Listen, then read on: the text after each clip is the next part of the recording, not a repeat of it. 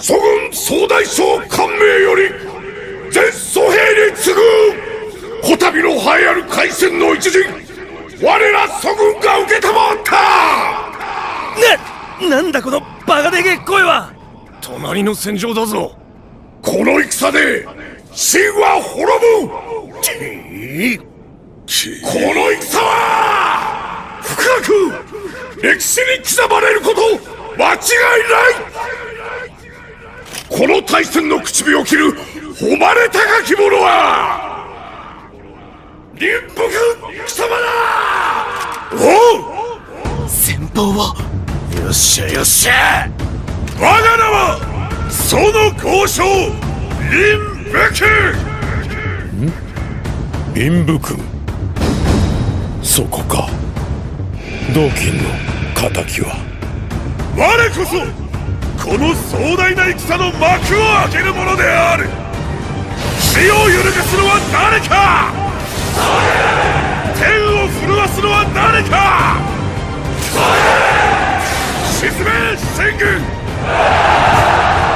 戦軍突撃じゃ。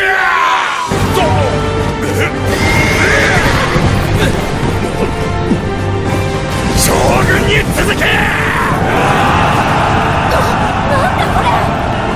さすが公将軍、そうこなくったよ。俺たちも続くぞ。突撃だ寸隊。この大戦の口火を切るのは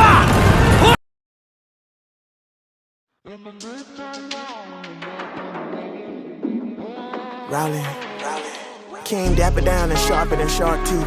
I'm fresh to death, and when I put that shit on, it lower my heartbeat. This how fire works, baby. I spark heat like a bottle rocket. I don't even spit, I be vomiting. When I barf sheesh, the whole game know I'm a menacer. Every beat is like a special move on Mortal Kombat. I'm a finisher, soul snatcher, taking your enema, feeding on rappers, but you niggas is trash. I've been throwing my dinner up. I don't settle down with it, I simmer up. You would never walk a mile in my shoes, cause bitch, I ain't gon' let you bend them up. I took shots, some niggas was dunking, I wasn't Tim enough. Fuck, I'm trying to prove that I'm cold, that's what the winner for. Hey, keep it taller, that's what you winning for. Do it y'all meaning, like the sun at noon, you better make sure it's centered up. Because the way that my shit hit, brother, bitches be trying to get me in the corner for the mouth, like spit bubbles. Champagne in my coat, I'm a Chris Tucker. I'm running circles round niggas, soon as I enter race like a mixed couple. Chunk of fat dudes, this a big double. I put the bread before the beef and did it all for the cheese like a McDouble. Hey, King busted nigga, my shit shuttle. I give him game, but truthfully, you niggas is condom like a dick rubber. So kick rocks, nigga, and lick rubble. Cause I'm the problem and the reason why little China got big trouble. Look, I'm clean shaven, you won't see shit stubble.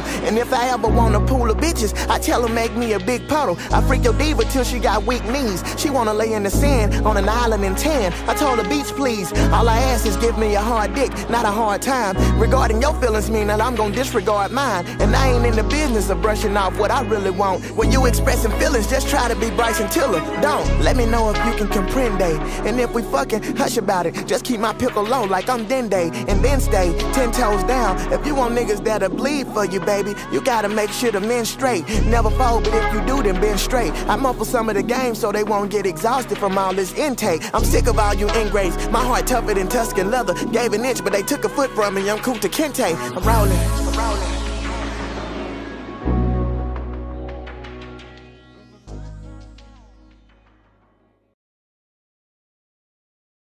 Yo, what's up? What's up? It's your guy Ray Hama, one versus a million. I'm not your fan, I'm not your stand for, I am brother.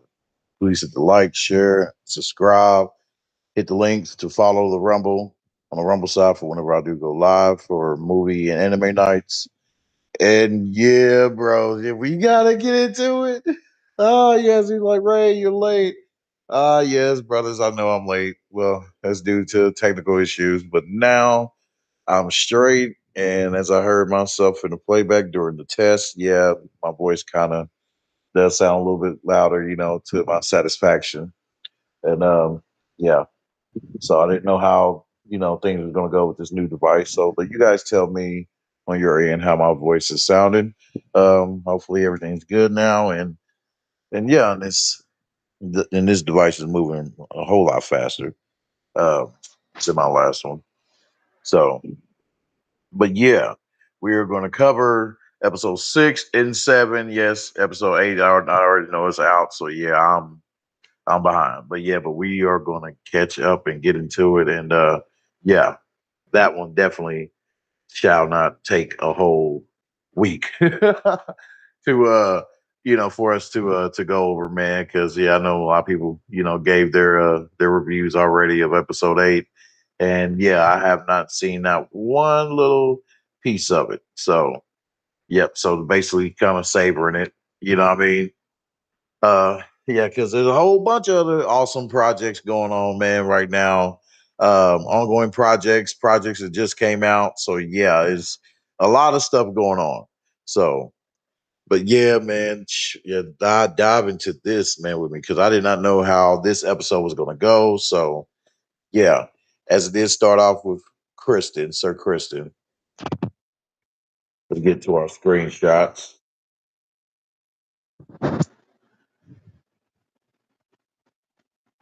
Take mine off. Ooh, that's fast. Okay. Yeah. Uh, there we go. Yeah, it starts out, with Sir Kristen. He's basically trying to track down Tully's camp. The little young little Tully and the Riverman, who was also, combined forces with House Stark. So yeah, who's the head of the house is at this time frame is last time I checked his name was Cregan Stark. So I was like, okay, she was pretty cool. But yeah, but Kristen, man, this dude walked straight into a damn trap.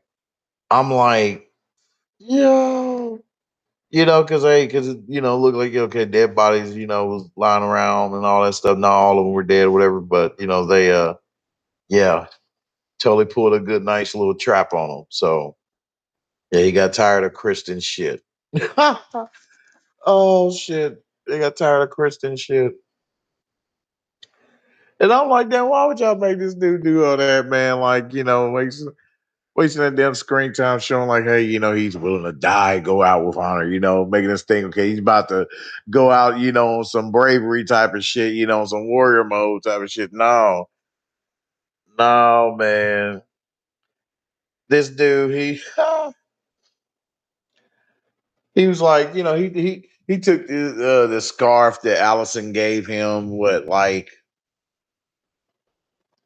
yeah, from the first season, I believe. Yeah, so from the first season, probably like towards the end, the last quarter of the season.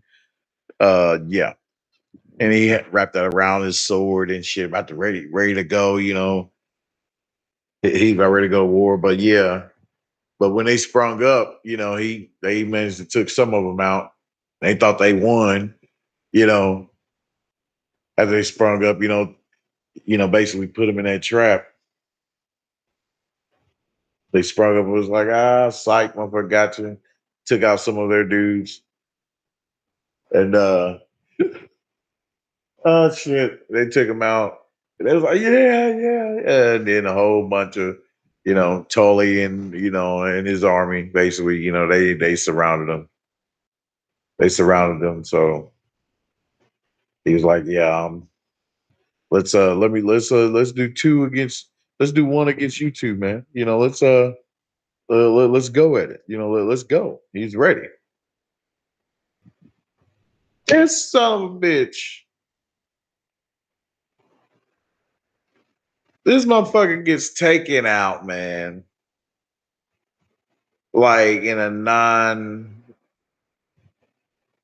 I don't say non-warly fashion, but it's war and you're surrounded. So they're like, okay, what sense does it make then for us to fucking, no, risk one of our good ones, to now fuck that. We're gonna do it like this. So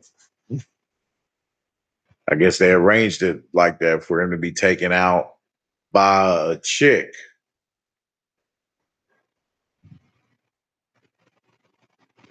by a whole chick with a bow and arrow. I was like, damn. I was like, they do him like that. I'm like, shit. I'm like, because in my mind, like, well, I'm giving y'all my view, Hama's review. Yeah.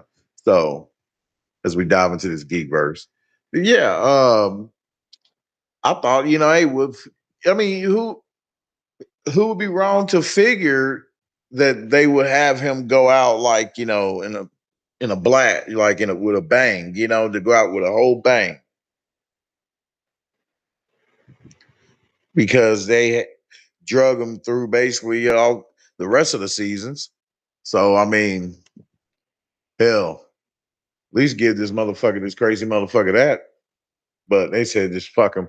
you know, I don't know if he pissed off somebody, whatever, in the department to just written him up just to go out like that. Just said fuck it, just get rid of us. We're done with him. Now yeah. We gave Kristen enough screen time. So yeah, we need to put our focus on the main key players. So yeah, he was taking about this chick. I'm like, yeah, that bitch look straight like a killer. And then this motherfucker here Cregan and Tully, Cregan, he's shouting, they're like, yeah, let's go up. And so they went up, they bet pretty sure, you can be pretty sure, Devin, that they took out the rest of his man. So, yeah. But it's funny, though, how Tully was like, it's like, I don't think it's too late, for you to surrender and shit, because he's like, hey, because I don't, well, yeah, he was trying to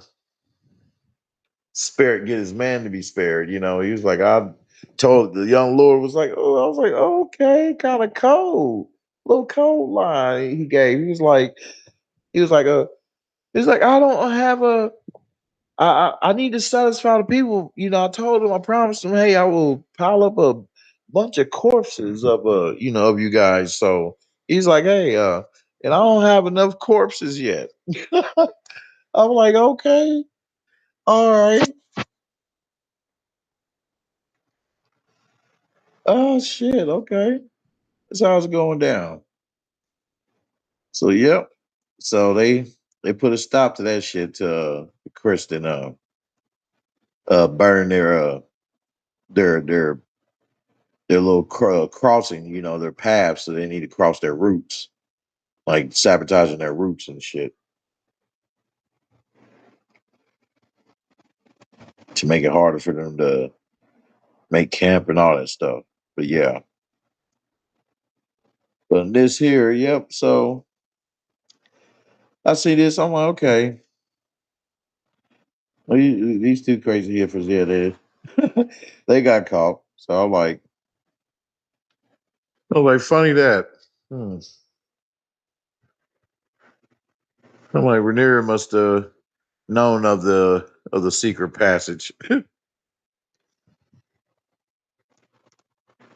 that's all they showed was them being found by the guards.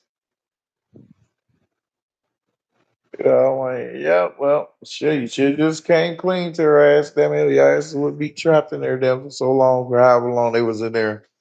So I was like, well, so now you're gonna do some damn explaining.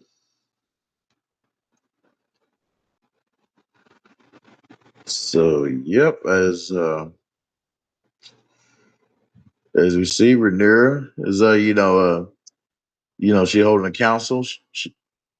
She has a council meeting going on. Damon, tells the council, of him mourning Sir Luther and his men, because, he became close to him. You know what I mean? Like, hey, like some real brothers in arms types of shit. Plus, too, it was a group that he helped started, so or that he started himself, period.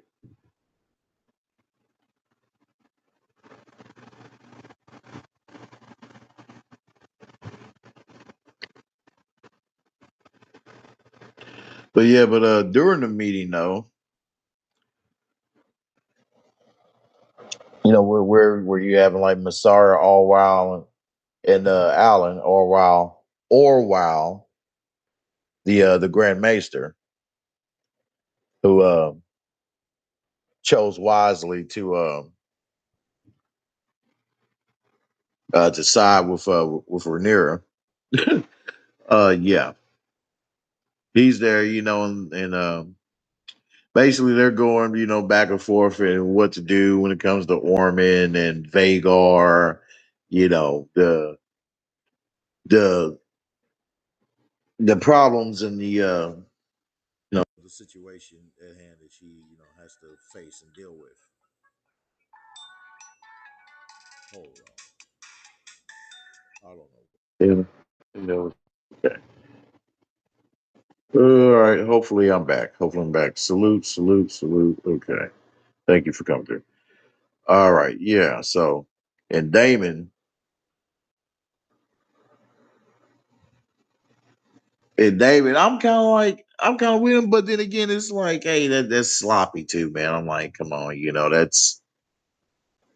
that's like orc like behavior. Want to go and he just said just burn. I'm like, burning, you're burning innocent people too, and all that shit, man. I'm like, just to burn, smoke or burn this dude out. You know what I mean? Like, once he's burnt up by dragon fire, motherfucker, how you gonna be able to identify him? Well, I mean, yeah, by his uniform and shit, maybe fucking just roasted, you know. uh, so yeah, I mean, it was wise uh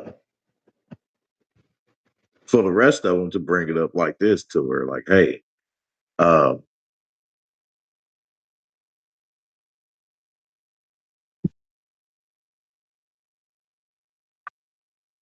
to do it like strategically in a sense of just going there like in a with a group of men and start just taking them out like you know tactfully, which is yeah the wisest choice because it's to go through on some barbaric shit, you know what I mean, and with it and just roasting the whole city, then yeah that will give a whole bad rep for her, for Rhaenyra, which is trying to repair a city that she just claimed. So, and she already appeased the people to some degree, as they said in the last two episodes, that the gold that the Damon got from Lady Jane was only going to sustain them for so long, which is obvious. But yeah, Masaria too. She's there giving her input, about it. Yeah, and so, but in the end, Rhaenyra decided to heed her counsel. You know,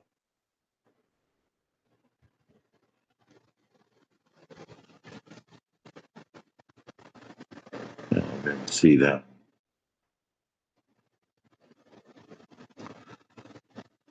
She decided to heed her counsel, and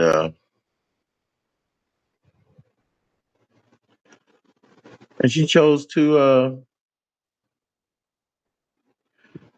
wait for Tully,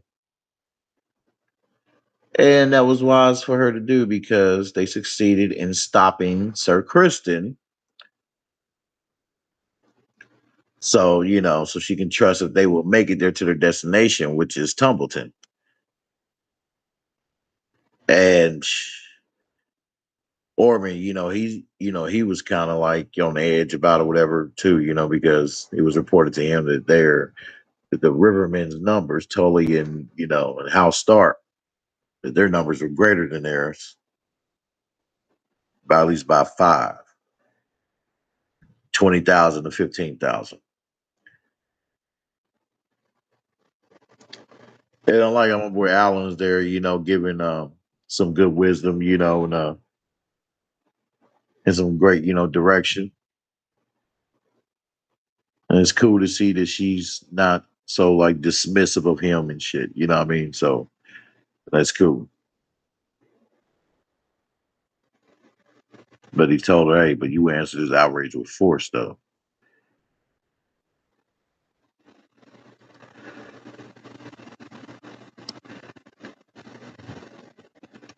But not with the force of the dragons just yet.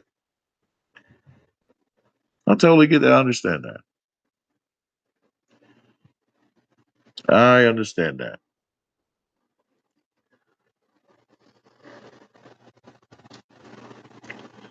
And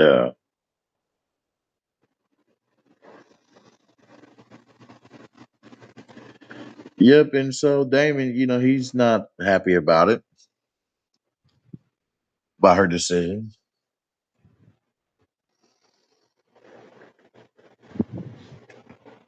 So,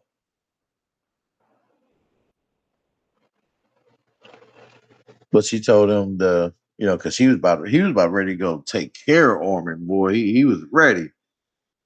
Damon, because he told her, he was like, "Hey, I will have my satisfaction." But he's really like, trying to push her to, I mean, uh, I'm half and half with it. Because he's like, obviously, trying to push her to be in like this supreme, like, conqueror, you know, and to be like being the first female conqueror of many lands. So I'm like, okay. And he talks about too, hey, how they could possibly travel to lands that that's of the mystic realm, where they say they got uh what man with wings type of shit. So I'm like, I'm curious, do they go further into detail about that within the books? I don't know. But in that regard, and it just came to me, I will be showing some videos, which I'm deciding to do after this stream, after we cover episode 8.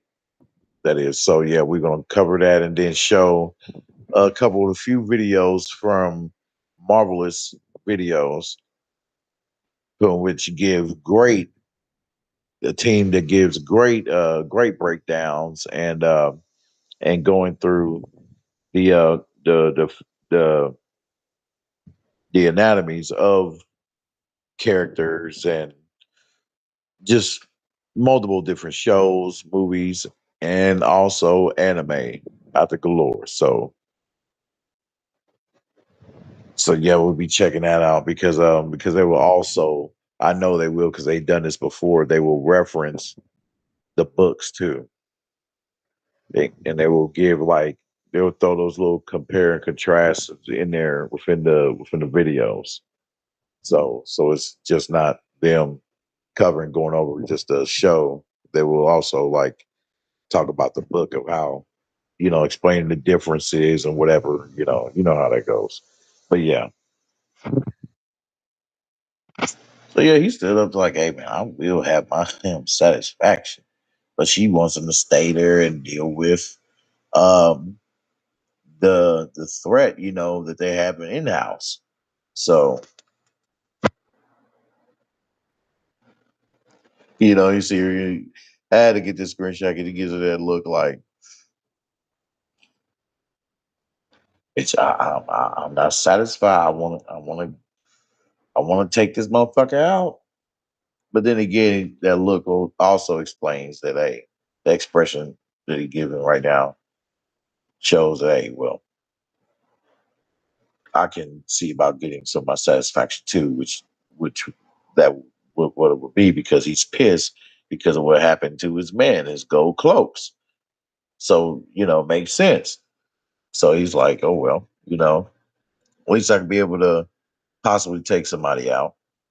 Some of those who were responsible or who was responsible for taking out his gold cloaks like that. Like to take them motherfuckers out like that. Those full grown men like that, they're one of them looking like they weigh over 200. Yeah, it was something that we're like, hey, even so, a badass Damon with one of the badass dragons, Caraxes, Caraxes, had him spooked. Have him look like, hurt, shocked, like you can see a little fright within his eyes too. I was like, man, I'm like, damn, they do a good job with this acting because I'm capturing all these motions and emotions. So yeah,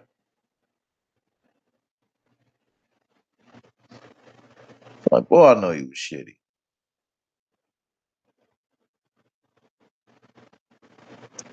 So a messenger from Lord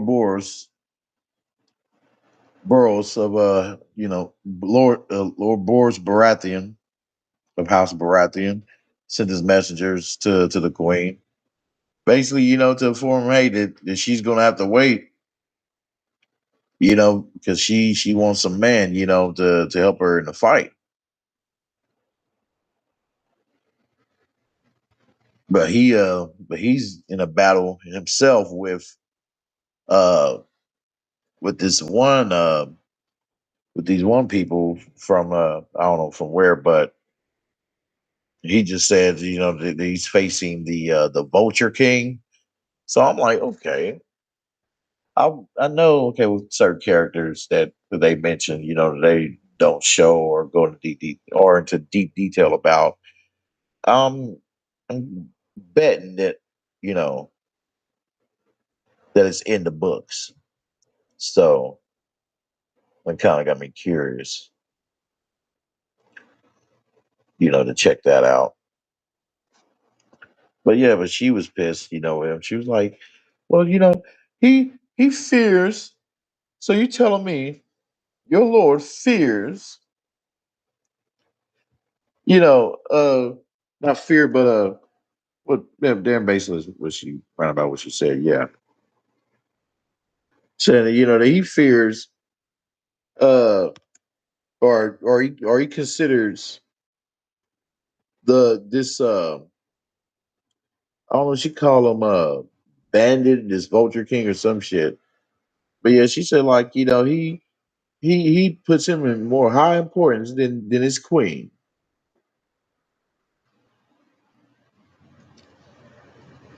I'm like, ooh, well, yeah, I mean he has to protect his area. I mean his realm. So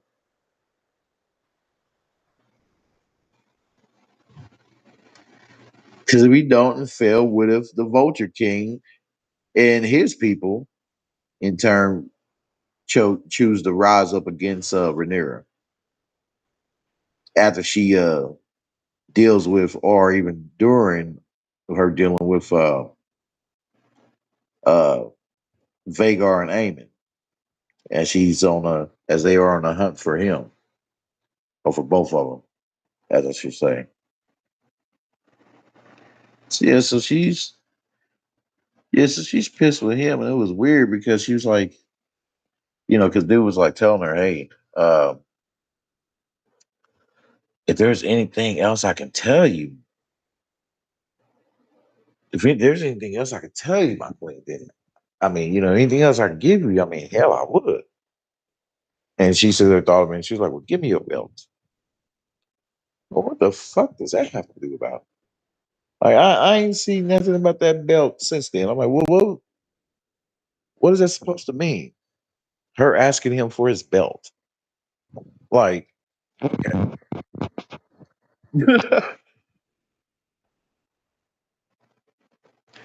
So yeah, it was cool. I always like seeing these dragons, man. Like, damn it.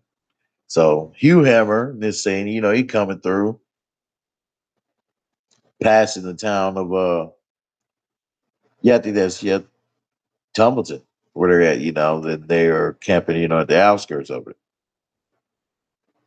Which guess there's no need for him to fly high, to be all secret about it since, of him of Hugh knowing of him should knowing that they should know by now, of his presence. So and they expressed that too. Dwayne, yeah,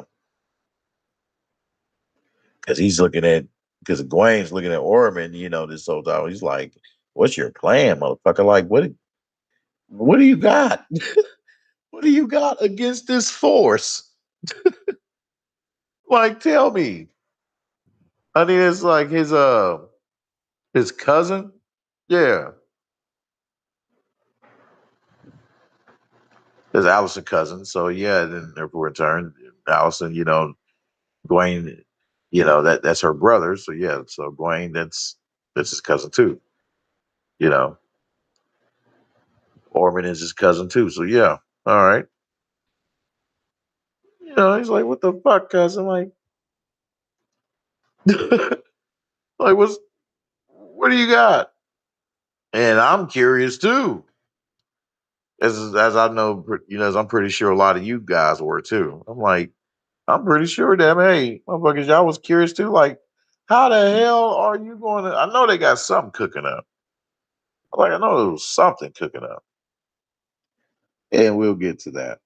But yeah, Hugh, he he's popping up, and it was cool to see, the dragons. They like each other and shit. They're making camp.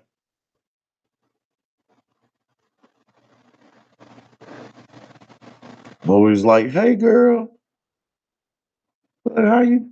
It's like, hey, I missed you, girl. It's like, I missed you, girl. What's up? How you been? So yeah, they're changing shifts. Yeah, yeah, changing shifts. But he arrives though to Ulf, and I'm like, something is just off with Ulf to me, man. I just don't feel right about this dude. He's just complaining too much, and I'm like, okay, it has to be for a reason. Like, something must be going down or something. Man. I don't know. I was trying to keep open mind. But yeah, even Hugh, he has this look like, oh shit, here we go again. Like, oh man, this bullshit, this grown ass man whining. Instead, we should be grateful and considering the grave situation, that they have going on, like with the queen and her state of folk, that she's in, of trying to get this revenge and struggling, trying to, you know, juggle the two, of her getting vengeance and managing this kingdom that she just obtained. So yeah, there's a lot of selfishness on this dude's part, you know.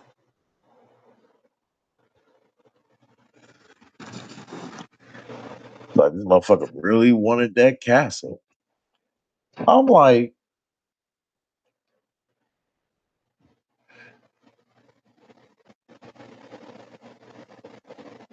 talk about a motherfucker who gets in who plays a video game. And I came across such people who play a video game like a role play game, or just a single player, and they will expect to play at a level 50 when they should know good and damn well that your ass is gonna have to earn earn that damn spot. You got to work your way up to that spot.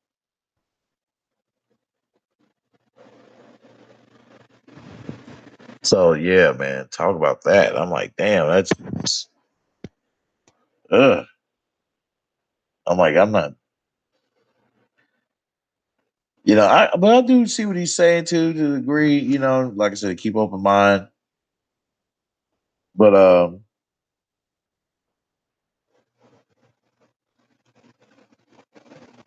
You know, what I mean, but the situation, they just it requires that that focus. Your queen, orders you to to stay focused on this, because you're on mission and shit. You know what I mean? Just stay focused on this. Don't be worrying about other shit like, the boys at the tavern, that type of shit. Fuck them. Like, hey man, man,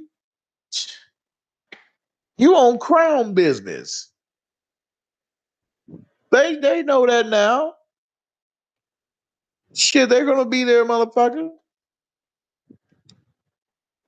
And he's complaining to Ulf about his ass not being able to go to hang out with his boys. He said, I can't. He said, not one L with the boys. Not one L.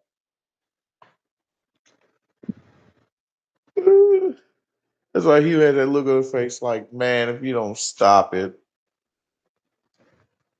If you don't stop it.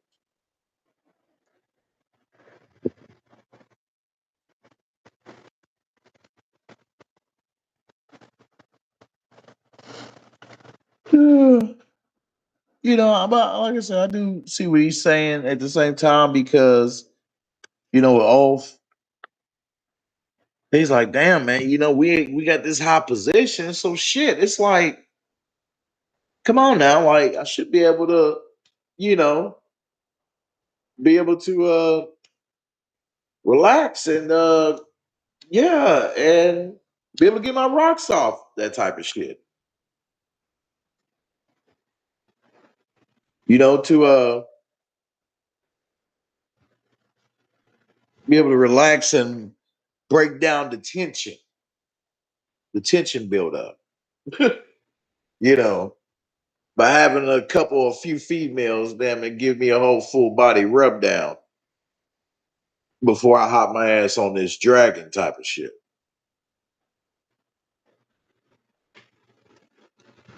So I'm like, damn, what we could have been thinking about like that, you know what I mean? Hey, and just tell Rhaenyra and be like, hey, this is for me to, get ready for combat.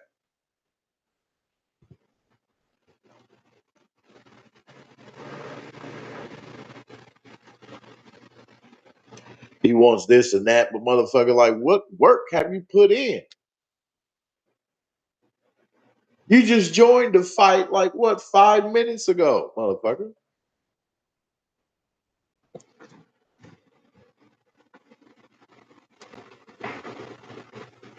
And you know what I mean? Hey, and we see him right here where he says, hey, what's the point, of having a dragon around? Nobody, around to see it. I totally understand that.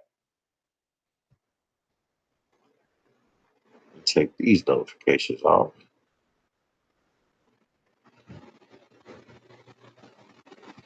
Uh, off with that.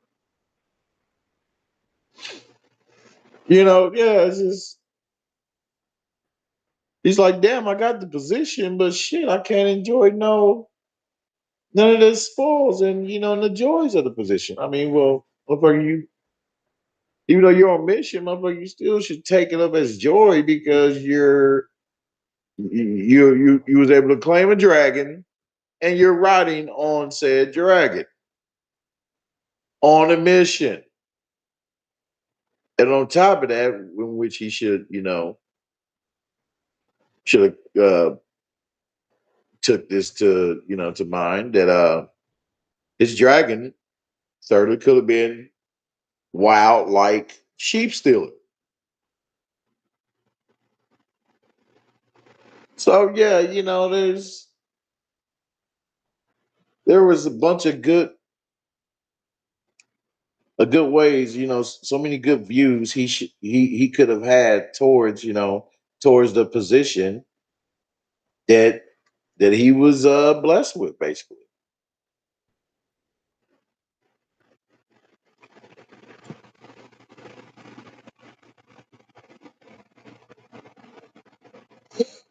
So, but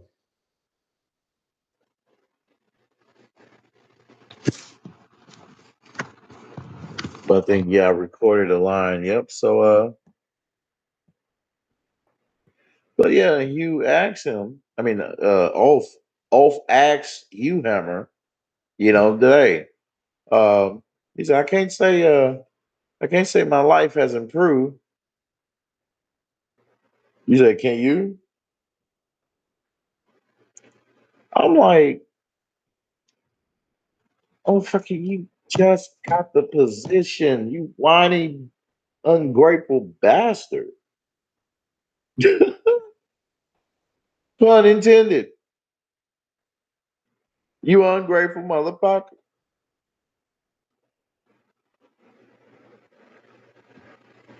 Then I want to L with the lads. Oh, shit, I was laughing. But then again, I was a little annoyed too.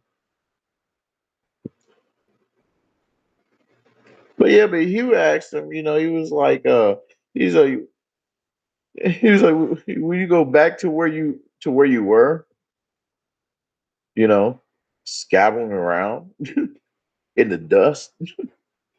Like, come on, man. Like, you tell him, hey, give him a manly lesson, like, hey, to stop your whining and be grateful, motherfucker. Man mode. And Hugh, he's there the whole time on man mode. You ain't hear him whining, complaining through none of this shit like that. Nope.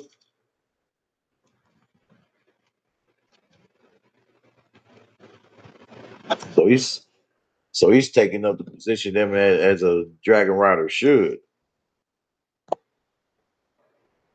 But we know why he's there at Tumbleton too, why he definitely, recommended that he go to Tumbleton. Even though Rhaenyra at first, like she told him, she was gonna have him off there posted at Tumbleton.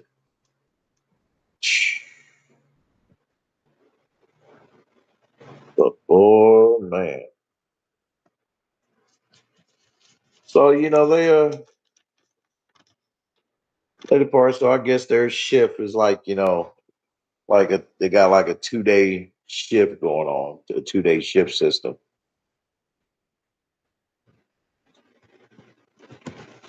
So yeah, we see him looking at Tumbleton,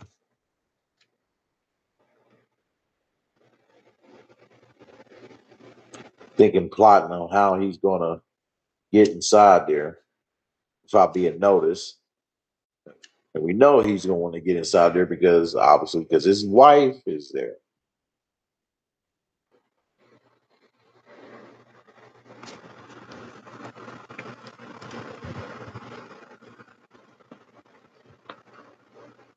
So yeah, in this scene, we have Allison telling Rhaenyra, the truth because she questioned. She was like, Rhaenyra, she came and she's like, really? She's like, you're stupid. Like, what the fuck is wrong with you? She was like, you betrayed me and all that shit. After I didn't, showed you mercy, motherfucker. Then the way Allison breaks it down to her, she's like, hey, you would have did the same. And we can't say that Rhaenyra would not have done the same as Allison, as she was trying to do.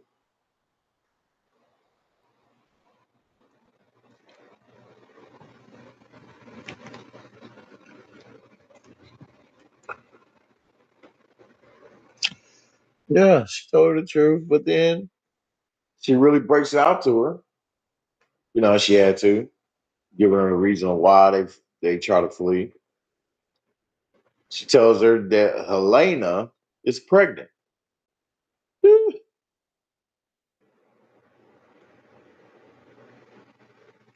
She was kind of shocked, but then Rhaenyra, trying to tell her, she's like, "Oh, you think I'll be that kind of a monster, to to do that, to take out, the kid, the baby." I'm like, nah, yeah. But then again, she said, like, hey, if more eyes, cat, if more eyes come upon you, and your activities and shit and everything else, then news get out there about the child, about the baby that she's, about to have, or that she is going to have for her, yeah, because she didn't, yeah, she chose not to take that damn that baby deleter juice. She chose to stay away from that. So she told her no. She told her it's mine. She's like, it's my child, my baby. And she wants her child to live. So she said, fuck you and your Planned Parenthood juice. So,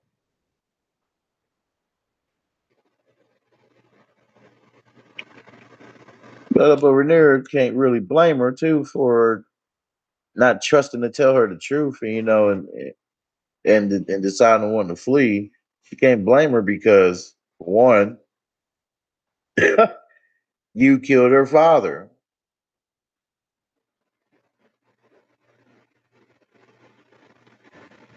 and Aemon killed both of her sons.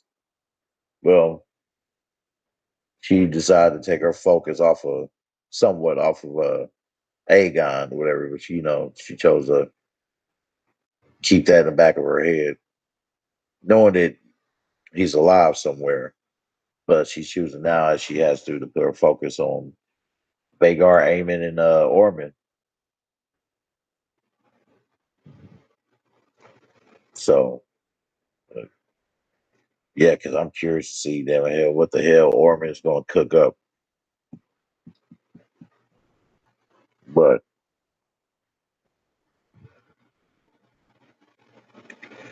yeah, she breaks it all down. But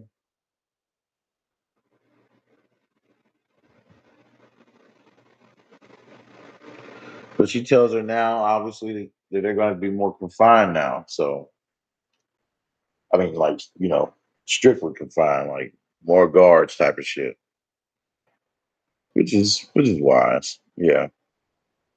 But, in going to the next scene,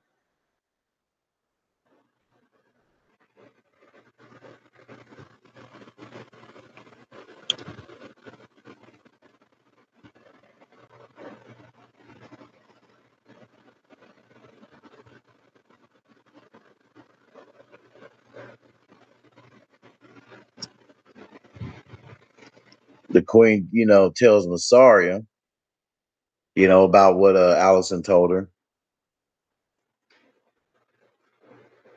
And then it was kind of funny because, she looked at her when she asked her, she was like, you knew nothing of this, do you? I mean, or did you? And she was like, no. And she was like, yeah, you weren't suspicious of this, Like, yeah, no, I ain't know nothing. It's the first time I found out. And she gave her that look like, ooh. But like I hope you didn't. You better not have. You better not have known.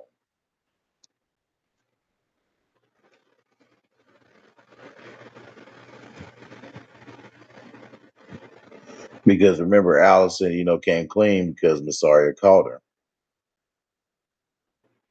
They caught them trying to escape the first time.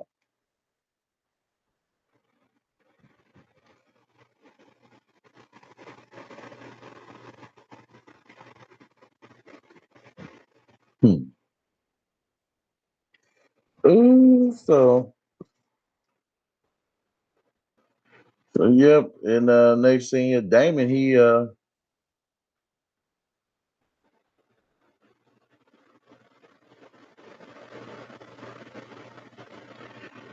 becomes pissed when the gold cloaks, they remain.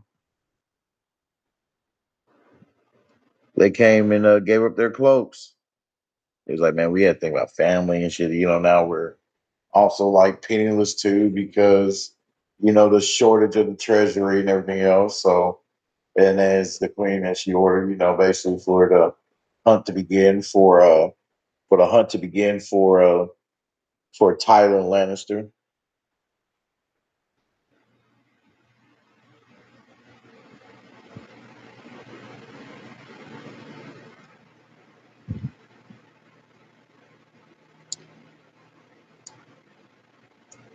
But she's gonna definitely find out later because in this episode, this is where um, Alan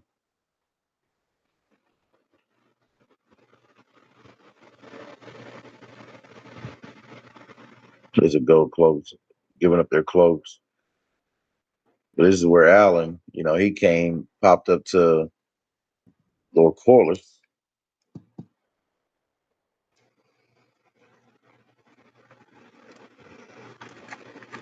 basically requesting that he be cool with and go along with his plan with what he's trying to do. Because what he's trying to do is his mission now, his focus now is trying to get men, as he told the queen, and what he's going to do was to gather up a bunch of Valarian men to fill in the ranks for the city watch. And he told them, basically that the Orman is wreaking havoc, and chaos in the within King's Landing. But I always like it, man, when they come together, dude, because it's always on some man shit. Them going back and forth, hey, in their debate, and there's somewhat debates. But you can see, but it's with love that he had, that he has now that he's expressing towards his son Alan.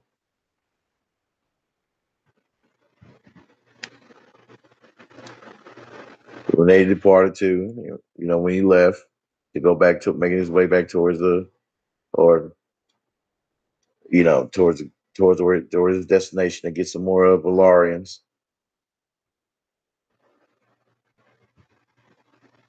I don't believe, yeah, he was on his way to make his way back to the Queen to give the news, because on his way out, that's where that's what Corlys tells Alan that about Tywin Lannister being alive. He says, hey, and tell the Queen about it. But it was cool though, because Alan, he's trying to be, somewhat of a anchor for his father, and trying to get him to see reason. And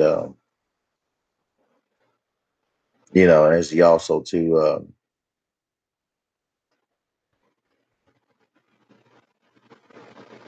holds him dear after showing like appreciation through recognizing aid and realizing that he has lost a lot, dinner, everything, except for his two boys. So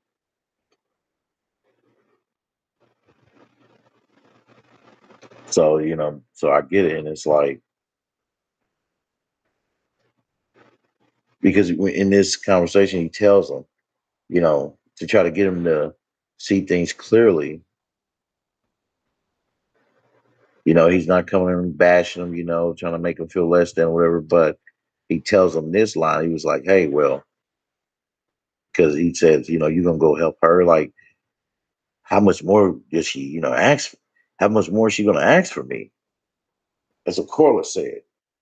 And Alan comes back, it's like, hey, she's not, I'm the one that's, that's asking, asking right now about getting some more Valarian men, to help her out.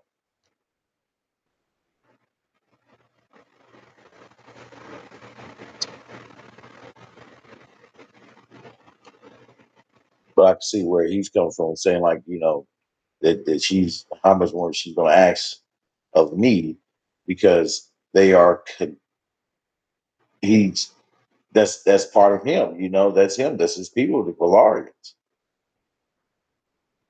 He's basically the governor of the Valarians.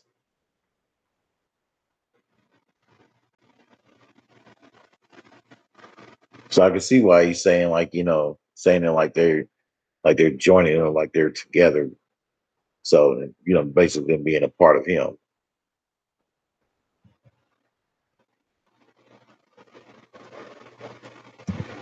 It's an expression that I believe that every ruler must have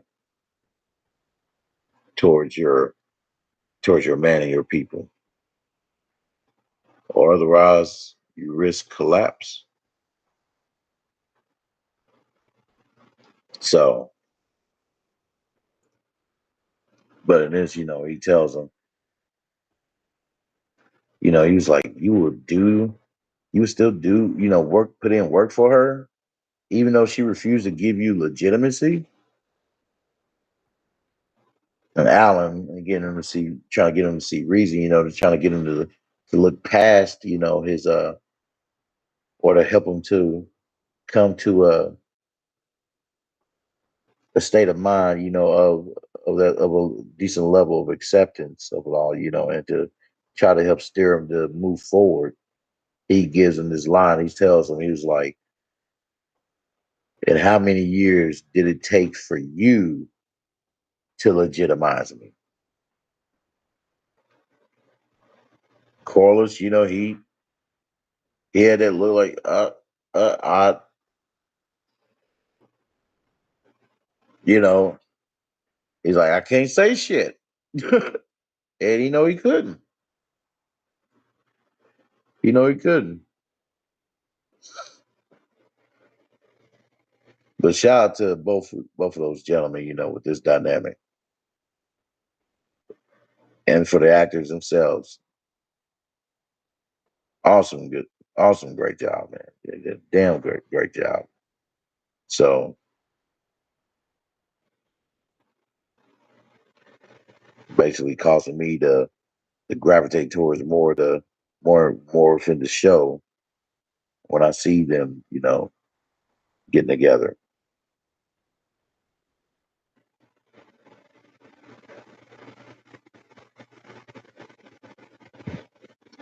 So now I'm wondering if in the eighth episode, the last episode, are they gonna show them fighting alongside each other again? Which would be cool. But what we have in the next scene as we go through this. Yep, as you see, Laris is having uh Tylen to dig a hole to put dude in the lord of that camp, and he's trying to get him to dig deeper. He's like, dude, I can't dig no damn deeper. He's like, this is it.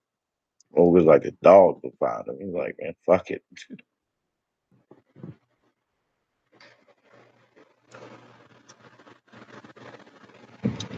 So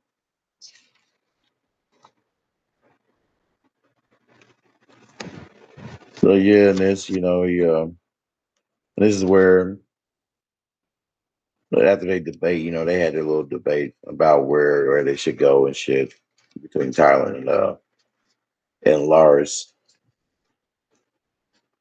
Because basically Lars wanted to go to a direction he believed, to area where he believed was safest, and yeah, that's the name of it. Tyler wanted Aegon to go back to, or to go to Casterly Rock, where he believes it'll be safer for him. But he decided to go to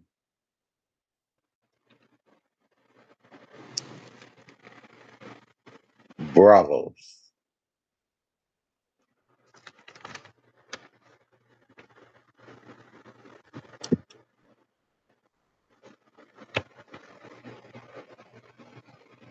He decided down here, he said, fuck it, I want to go to Bravos.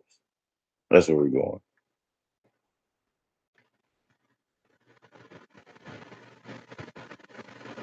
His next scene here, we have Mauricio, her girl Raina. She's peering out from her hiding spot, looking at the sky, seeing from the sky, two dragons. We can, imagine her figuring out quickly that it's basically her sister.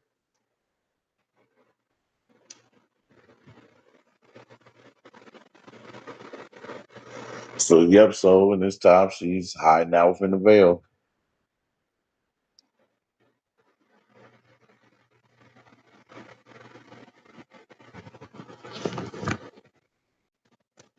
She's hiding within the veil. So and quickly next scene is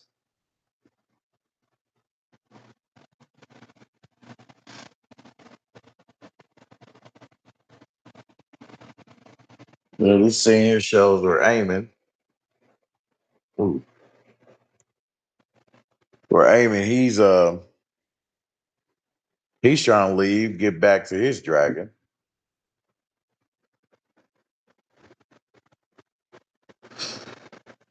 But Alice doesn't believe that he should go yet. That he needs to heal and everything else. Yes, that's true too, Yeah. So but even though he did take out those three men to help basically save her life and to keep her from being essayed. Well, technically she was, yeah. But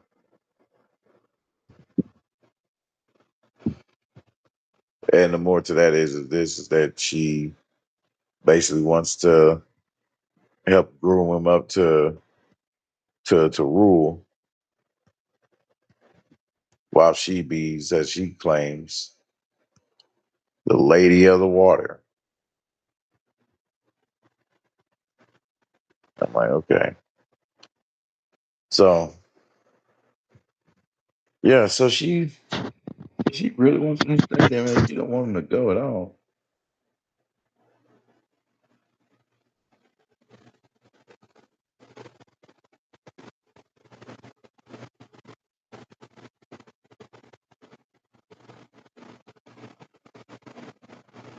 And the witch name is Alice.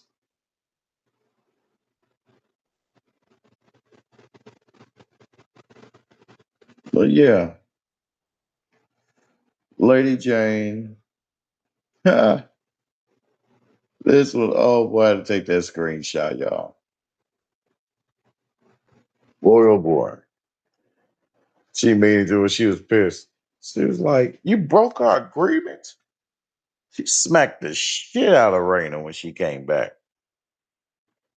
to tell her, hey, that she wants to uh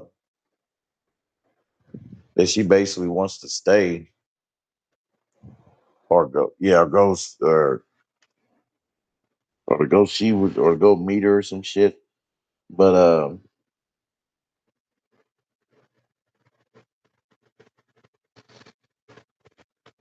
But yeah, but Lady Jane, she's telling her, hey, she may have to tell the queen now.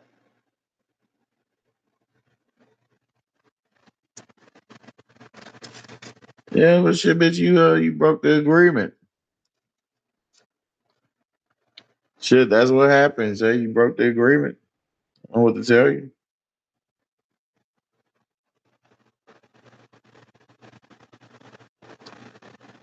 Woo-wee. I'm like, oh shit.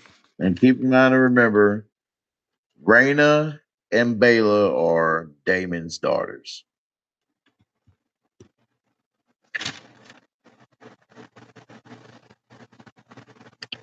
This scene, I was surprised. I'm like, okay. Uh, I'm like, aren't y'all motherfuckers related?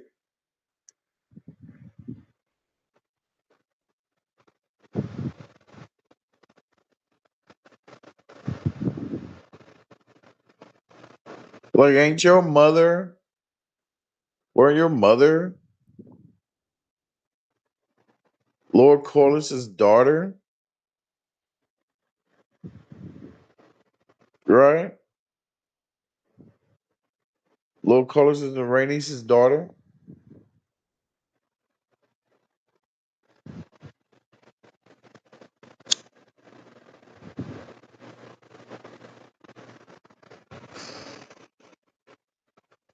I'm like, hot damn.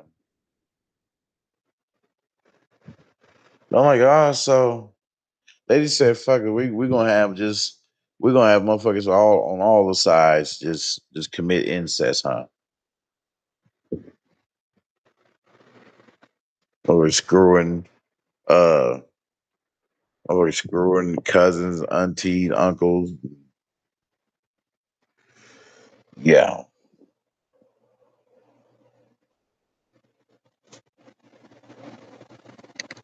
So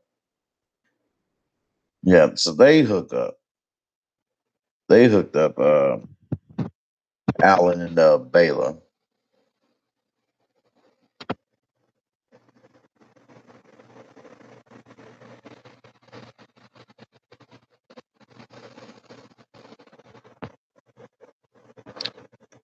Yeah.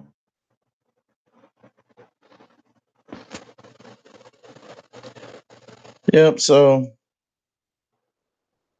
in this case, here we have next scene. We're going to where they showing where Gwen is trying to talk sense into Orman, telling him, "Hey, there's no point in fighting."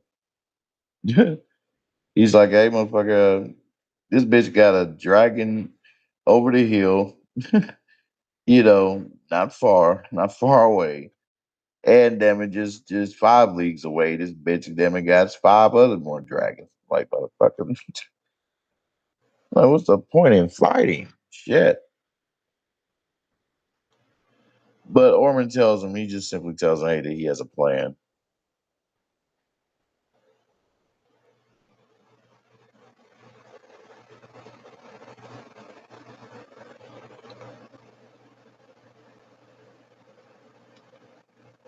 Yeah, he just tells them, "Damn it, he has, yeah, he has a plan, and that's it." So I'm like, "Damn." So he's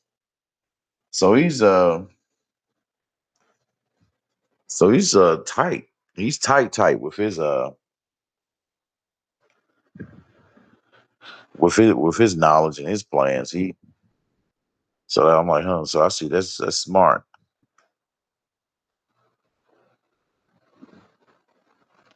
In a way, it's him really showing how to move and how to rule in a somewhat strategic sense.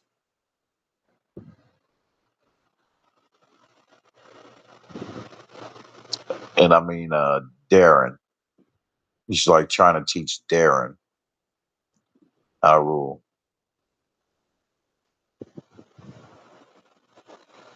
You know, to teaching him how to be cunning and all that stuff, but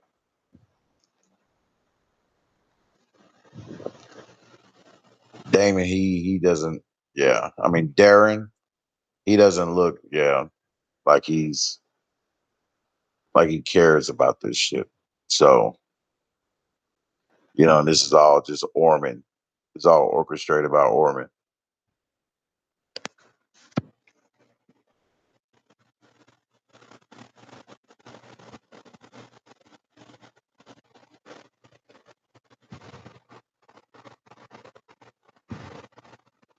Mm.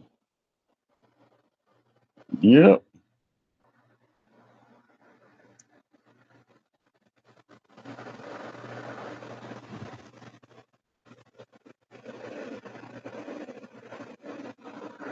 Yeah.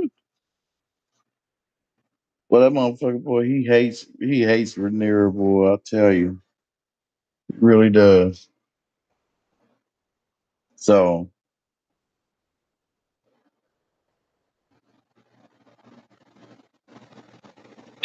hopefully I can still be heard. But yeah, here Helena asked Allison if Jahara was basically stowed away, for waiting for them for when they escape. But unfortunately, yeah, Allison is when she revealed to her through her body language, and Helena quickly picked it up that Allison lied about that. Yeah, and that pissed Helena off. Just believe that, so it's to where she was sewing, but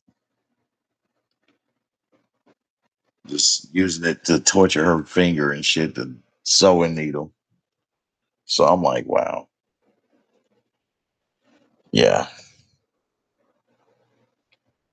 I don't know why white folks want just. I don't know if that's in y'all blood or something, man. They just want to take yourselves out by way of your hands and your wrist and all that shit. Yeah. Oh yeah. And we can blame her, but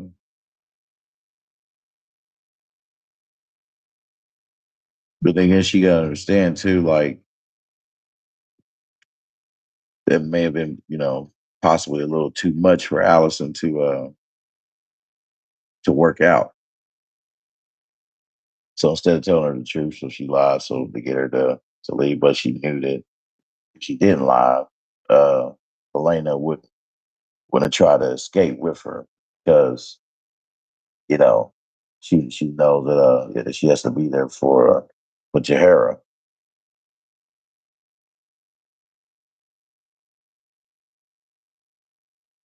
So yeah, she's there begging her to eat because Helena she's not eating like she should. Call it dreamer depression or something. I don't know. But yeah. So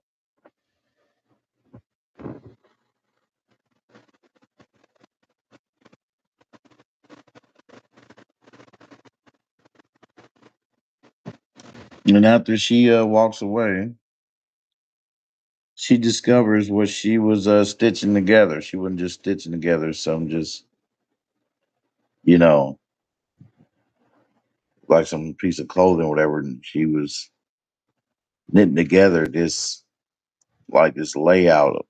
And this layout, this image within this layout, as you can imagine, as you can already imagine, it's from her dreams/visions.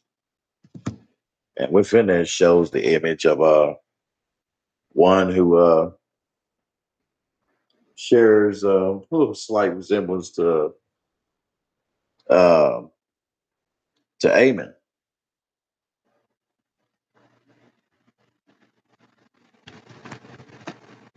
And that is this right here.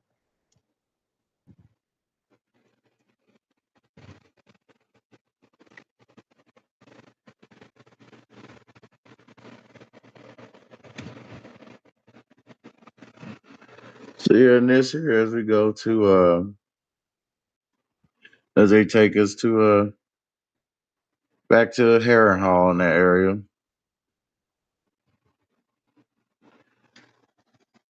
And Aemon, he's showing he's serious there. He's trying to get a horse and ride on off there to try to find his dragon.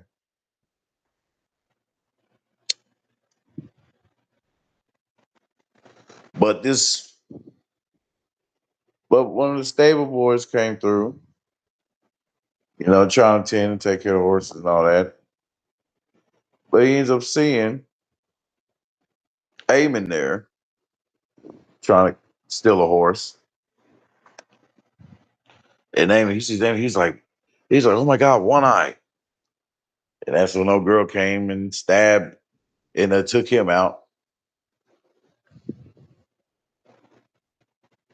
All in the name of her ambition, of the mission she's trying to accomplish by trying to win Aemon over totally. And within this scene, I think this may have did just that because this, from his, expression that he made during his next slide of this same scene that yeah, that caused him to want to take a great liking to her, you know. Because yeah, what she did here, that it just blew his mind all the way. He was shocked. He had an expression on his face like, you know, damn, like I never could imagine, you know, there being, you know, some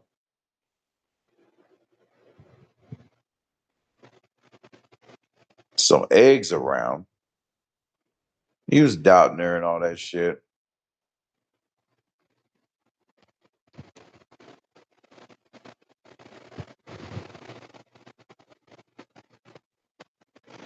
But that's when she takes him up to where their eggs are. So, and these eggs are from the dragon Dreamfire,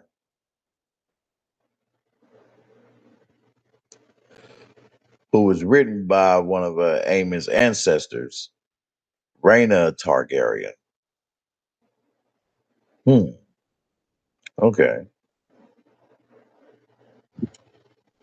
And basically, you know, she tells him that, you know, well, before she died, you know, she came to Harrenhal, you know, for help and everything else, and therefore, and then her dragon laid those eggs, and I don't believe that it was stated that that the dragon Dreamfire is gone, you know. So I want to believe, yeah, the Dreamfire's maybe still around, or who is riding Dreamfire right now? Because I forgot the name of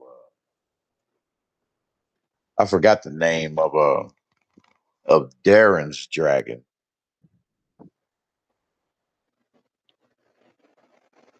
His dragon that you might as well say is a baby dragon,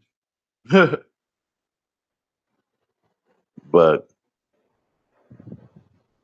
nonetheless, still highly dangerous and will roast the shit out of you, damn it, like your barbecue.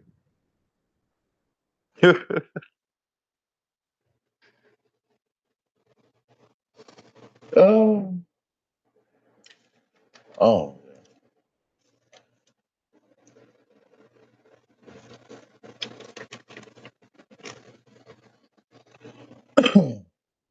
So yeah, so like I said, you know, she tells him this scene that you know, she showed him the eggs and everything, hoping that win him over.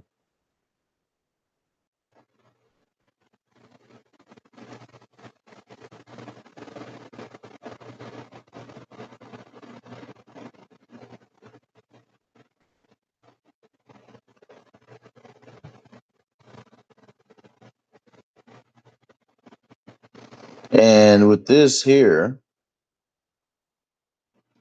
when I took this screenshot, I'm like, okay, I wonder what is the meaning of that? Of them showing her not only touching his hand while they both hold this egg, one of the dragon eggs. What was the meaning of having that in there, of having the blood on her hands of the boy's life that she took out? You know, like what was the meaning of that? Showing her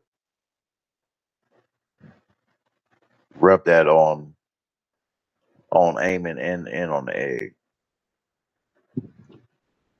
and also he tells her too, hey, it's still warm. So I'm like, shit, damn.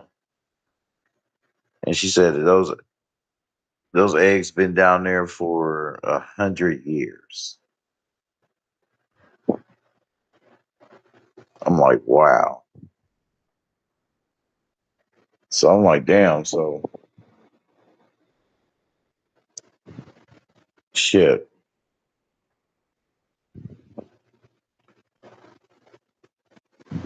Without the egg being warm, obviously, you know, boom, it doesn't hatch. So like those, like for example, those, you know, haven't. And So leads me to believe that those eggs can uh, make it and survive for what, maybe another 100, 200 years. I don't know. I haven't read the book. So maybe you guys, would know about that. I don't know. But yeah, but this is where she kisses him and she shows, shows that she wants him and telling she lady of the water, whatever the hell that means. I'm just gonna call that another another term for witch.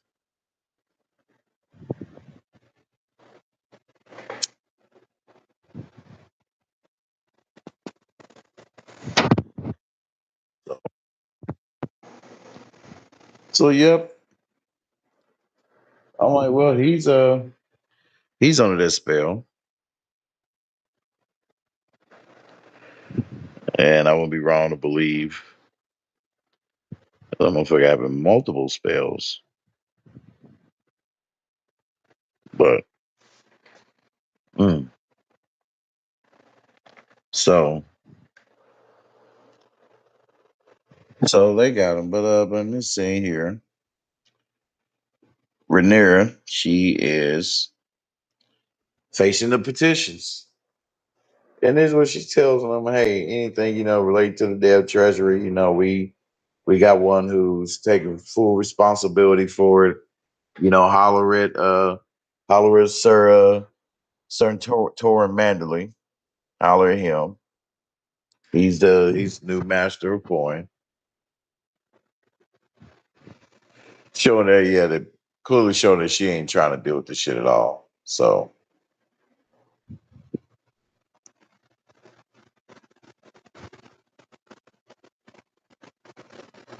and after some of the after hearing so many of the petitions and everything else, she in this scene here, I'm like, oh shit. Don't tell me. As you guys can already imagine. I'm like, don't tell me.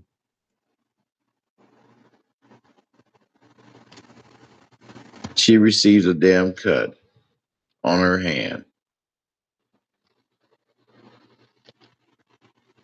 By way, probably of of the damn throne. Probably resort to that.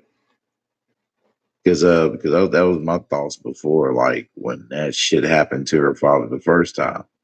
I'm like, I would be surprised if whoever sits on that damn throne, that they're gonna, catch the same fate. Because as you can actually say, literally that the throne, the crown, uh, killed killed Jaehaerys,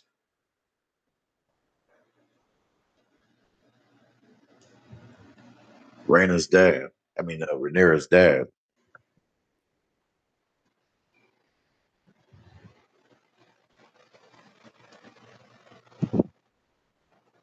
So I was screaming, but I was like, see, that's why I told y'all motherfuckers, damn it. Right after that motherfucker died. To put some damn covering over that shit. So you motherfuckers gonna keep getting cut. Like patch that shit up.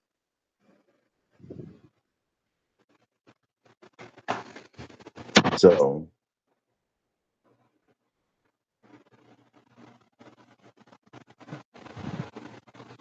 yeah, patch that shit up so a motherfucker can sit on there comfortably, damn if I worry about getting cut by them old ass swords. And that motherfucker wondering why, like, where their body is starting to look like a fucking zombie, like the late Kings did.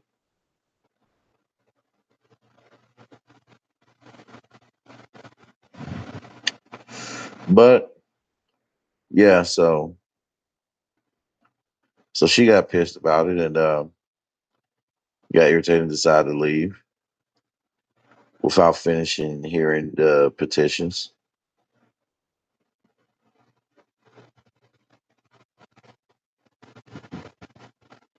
So we got keep in mind that she has a whole bunch of shit just coming at her at once that she has to deal with. But then again, hey, this is what it means to rule. All these things you have to have in your mind.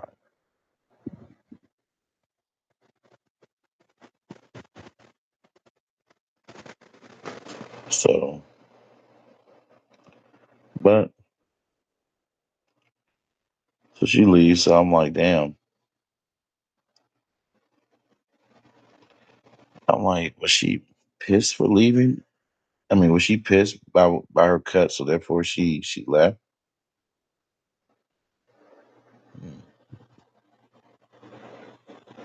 Because remember, Jaharis didn't mention about the cut, that he received. He kept it on the hush.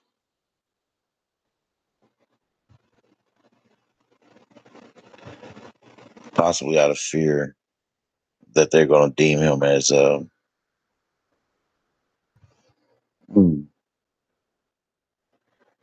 not good to rule. I mean, in no good condition to rule. So I don't know. Maybe she might do the same thing. Who knows? But yeah, next scene is here. I was like, okay. So Damon chose to dress up as a gold cloak to catch the rebel faction that's been taking out his man. And he managed to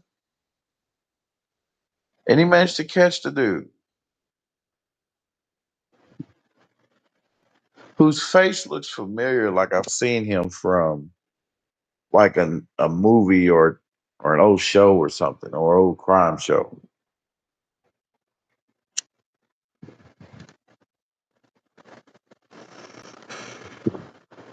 Elizabeth David, was asking him questions, interrogating him and shit while he hold up a knife at him. And I'm like, dude,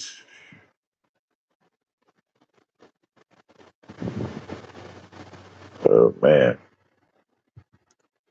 So the way he took him out, I was like, damn, that was quick.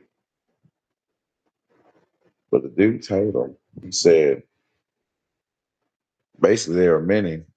You take that one, you're gonna cause a few more to rise up type of shit.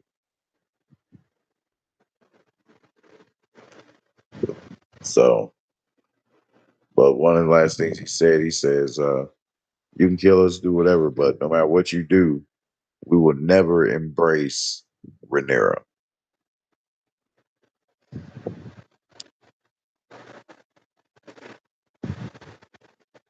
So, but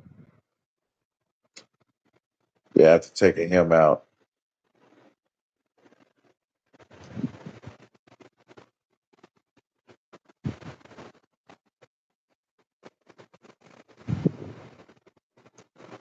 but dissatisfied Damon, he didn't get the answers he wanted. So I'm walking away. He comes across who? To my surprise, this motherfucker Damon came across old fast. His non-listening, disobedient ass. He's walking through the streets,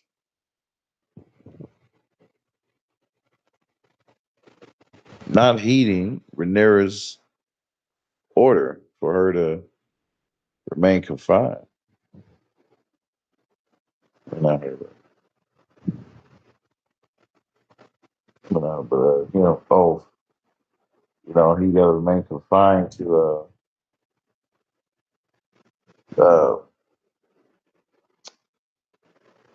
to court, to basically to not drift off into the tavern and shit. So yeah, she ordered not to do that shit.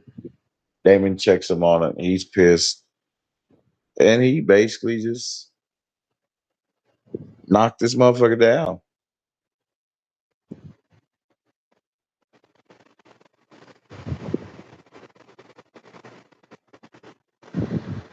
The Ulf was just trying to tell him, he's like, hey man, we need our, you know, We need our sustenance. We need to be able to, have some downtime type of shit. But no, they weren't having it. So he knocks down, keeps him at the threat. Them talking about, boy, if he disobeys again, he's going cut his eyes or tongue out type of shit. And then he looks up before he can torture the dude any further. He looked up and decided to walk away.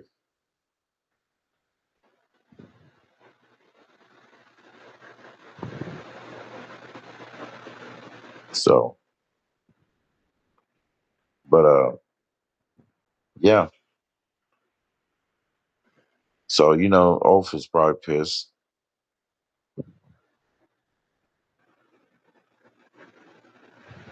So what is he gonna do because of this treatment?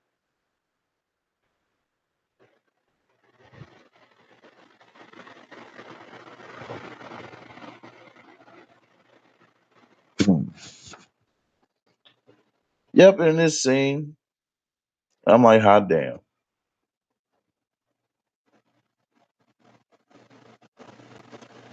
Ulf, I'm like, yep, I don't blame you, bud.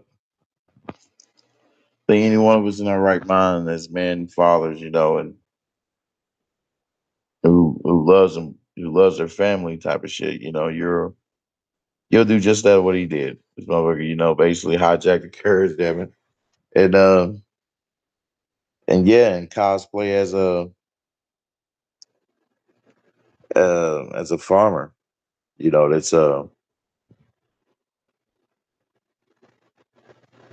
that's bringing in stuff, for for the soldiers and for Orman. But instead, he did that obviously, so he can get in there and find where his wife is.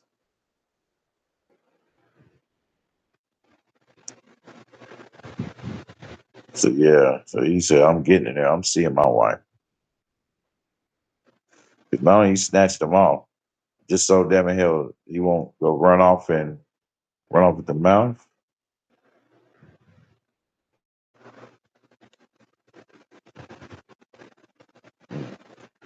Then yeah,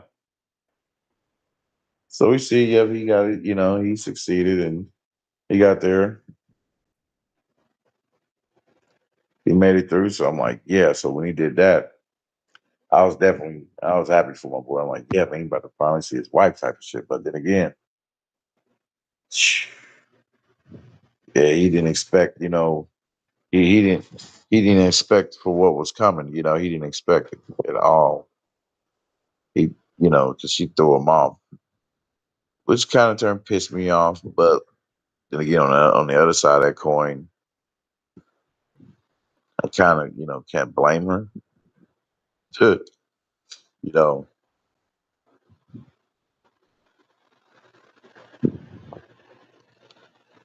but yeah, here we have this scene where we see, Dwayne and Dwayne and a gang in Ormond and Darren. They're all sitting down feasting, eating until when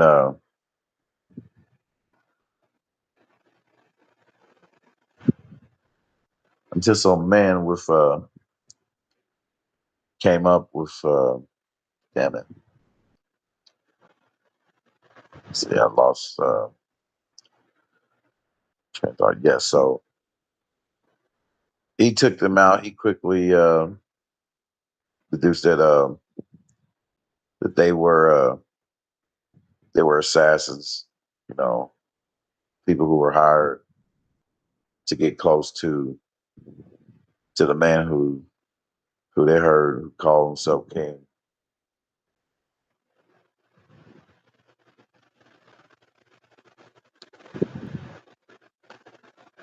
So yeah, he takes them out. I'm like, damn.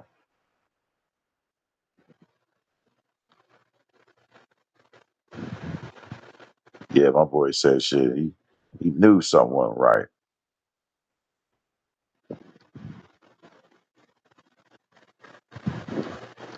And of course, on this attack, in which he wouldn't be wrong to do so, he's blaming this assassination attempt on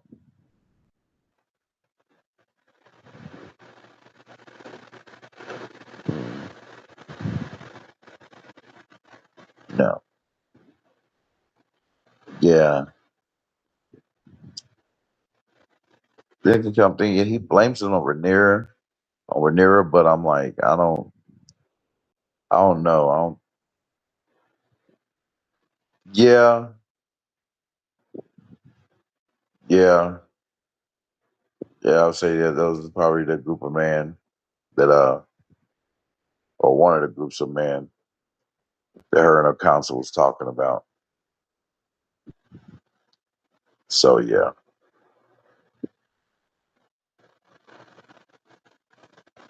This boy took him out because dude came there posing as he's what a son or one of the sons of a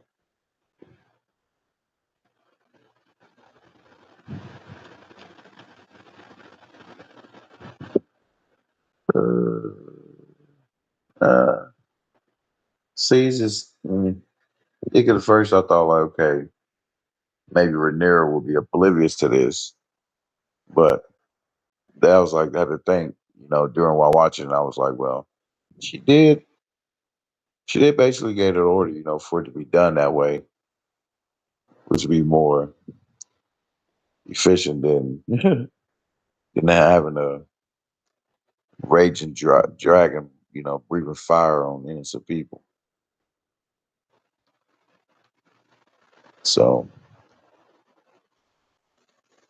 Hugh Hammer finds his wife, man. He finally finds her.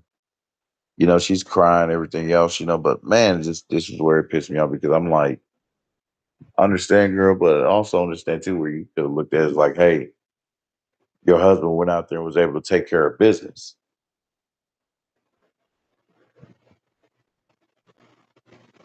And you get mad with him, talking about you don't want to leave when he's like, as he said, he's trying to take you out of there.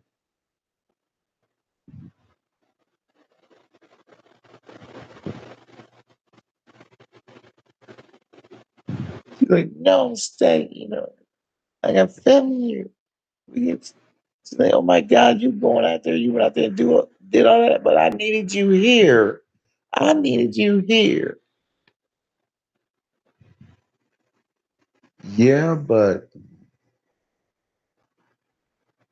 he wouldn't have had such influence.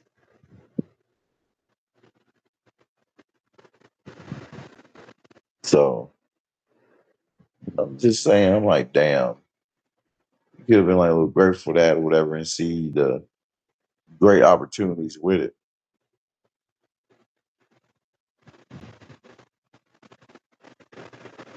So, so he chose to leave, and her kid or her niece popped up or whatever, and so she hurried up and dipped from him, looking at him like he's crazy, like he's the problem because he tried to snatch her up, his wife, to go, to leave Tumbleton. And so I'm like, damn.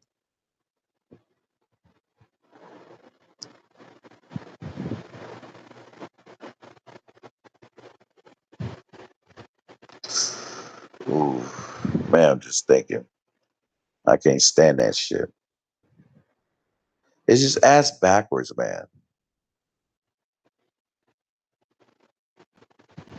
But then again, keep in mind she's spawning you know, out of pain, regret, and everything else. She lost her brother too. She's down there assaulted, or she was.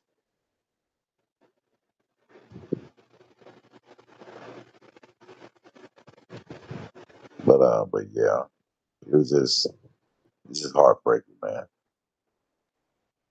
I'm seeing this dude here Darren training, training. Trying to sharpen his skills up. Boy, showing them hell, he got some moves on him.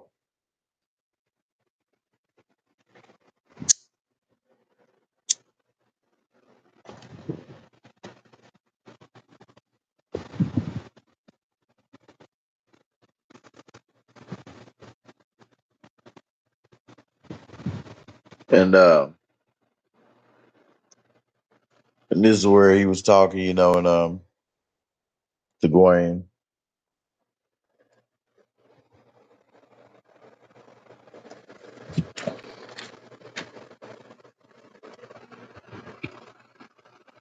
But Gawain, like I said, he asked him, he's like, "What is your plan? What is this great plan?" Ormond just kept his mouth shut. But yeah, but he expressed him there that he has a big plan. I'm like, okay, what is this plan about now? I'm curious. Allison begs Rhaenyra. She begs her again to let her, uh, let her and Helena and Jahara, to let them go free. She's like, free after like everything that's happened.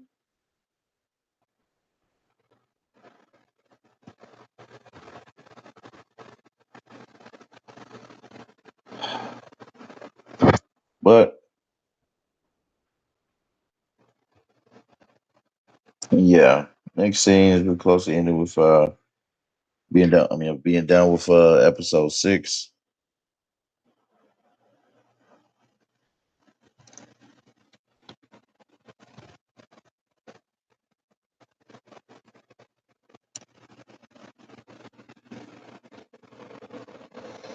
Hmm. Yeah, so she come to her.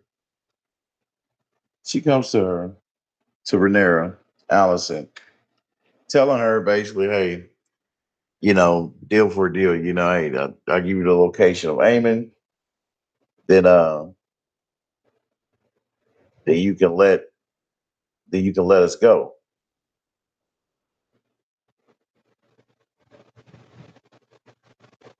But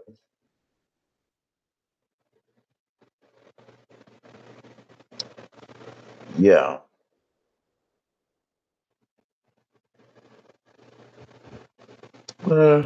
but she tells her, that that she found out through Helena's visions, one of her visions. She explains it to her, and that's what Rhaenyra tells her, oh, she's a dreamer. Oh.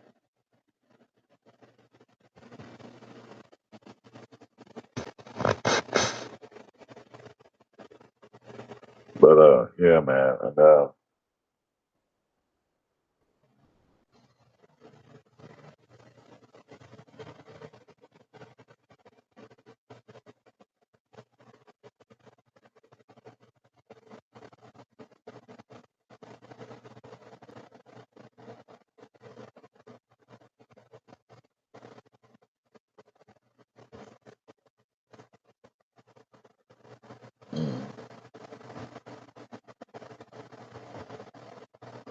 and this, she decided to send Allison to Harrenhal instead of sending group of men, to get him to come out.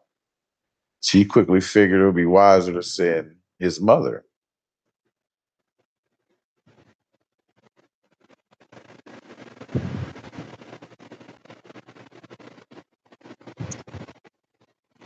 So,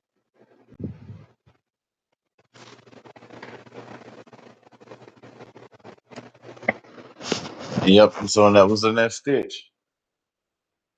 What she seen was Aemon, and she was able to deduce that the Aemon was in Harrenhal.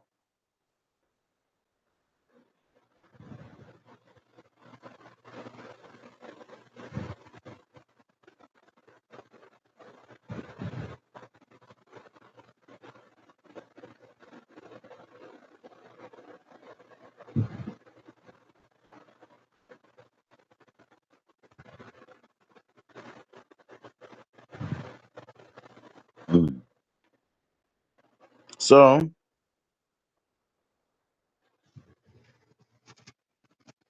to get to it, so she's being sent off.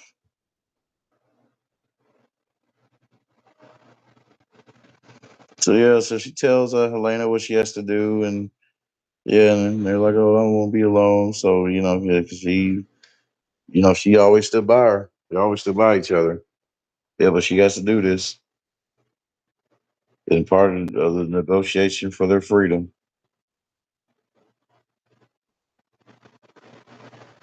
Just as she goes out making her way.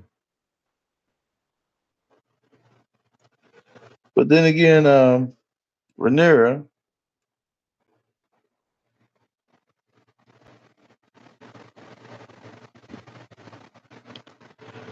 gets a letter. I mean, a message sent to her. A message that had written on it, damn it. Hey, if you when a dog uh some shit.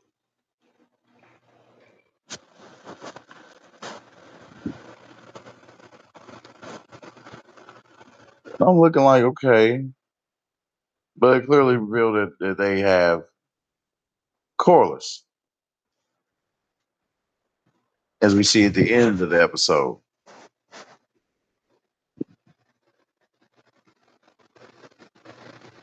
Well, not there, but yeah, here. As we see at the end of the episode.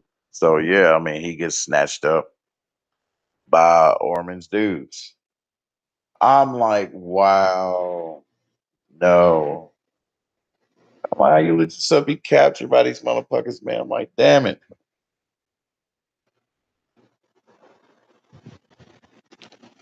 I'm like, oh, so he's a part of his great plan. Okay. So that's why that motherfucker smiled like that. But in episode 7, Helena, she has one of her visions slash dreams. And and she's looking, she's in the courtyard and she's looking out through the gates, looking at something, as the sun, shines bright on her face.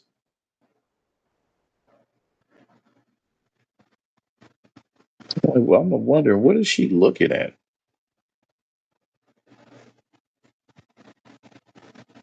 Yeah, so afterwards she wakes up. She wakes up from her vision by way of Rhaenyra standing over her, questioning her, trying to appeal to her and everything else.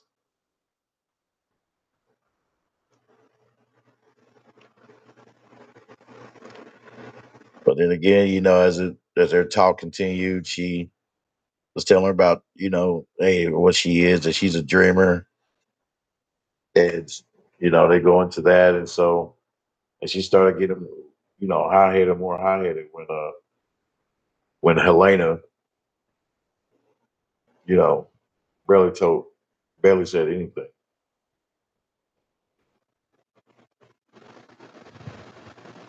But yeah, this vision, I'm curious. So, and, because she asked her questions about Aegon, and Aemon, if she's really meant to rule and everything else.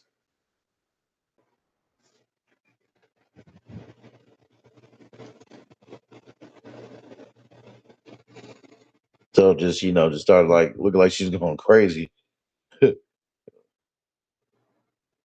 Helena pulled back. She looked at her like, "What the hell is wrong with you?" But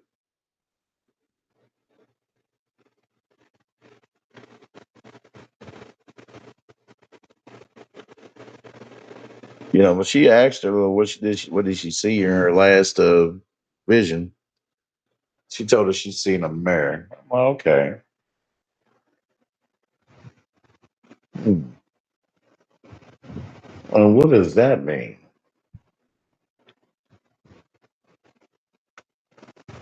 Because with her and the things she see, you can't take shit literal.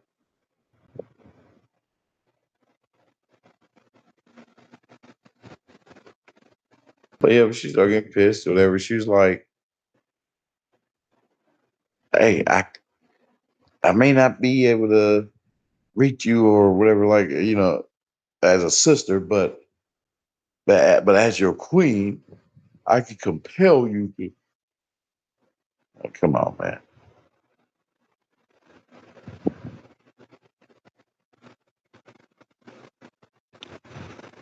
Like, this is beyond crazy, man. But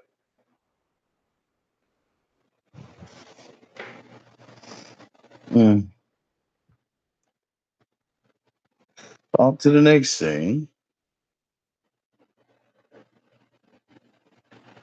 We have Eamon. He's trying to get his sword skills back up and ready. He's training, but there's still strain on him, which proves to what Alice said that he needs his rest. But she want him to rest with her,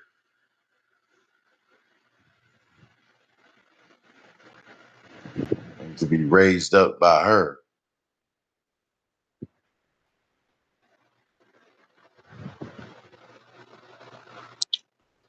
My boy playing dangerous game, fucking with that witch.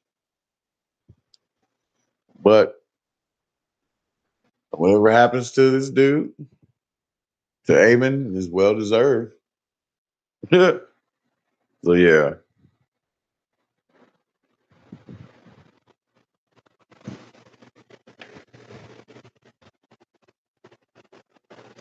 I mean, looks he sees in the corner after straining himself from swinging. He sees his mother in the corner. But then again, I don't, I'm just saying, like,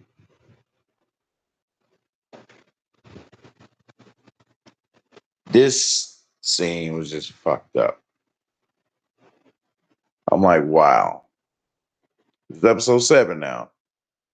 So I'm like, damn, man, y'all really had to do this to us, man. Like, so y'all waited towards like the tail end to throw in this incestual bullshit.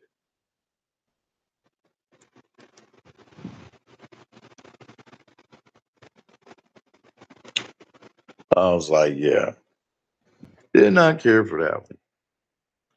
So I'm like, okay, thanks for showing where dude got some sick thoughts, about his mother.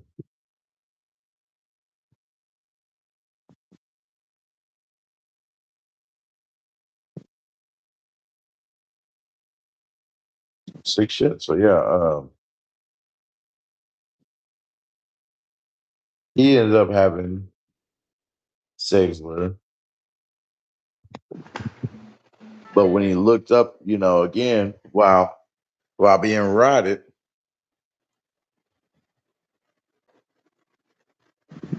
I don't even want to put those words in a sentence. Yeah, by him being rotted by this motherfucker, he turns up and look and sees that the spell, hey, is worn off.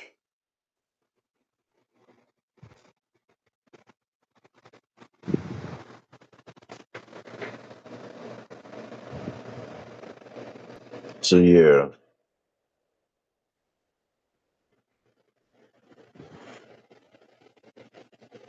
so he quickly gets up and is like, "Oh shit, fuck!" When he sees it's actually Alice, he's like, "What the fuck, man?"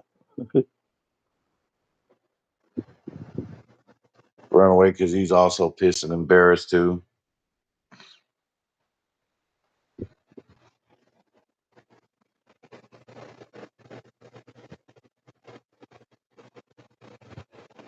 But in walking down the hall,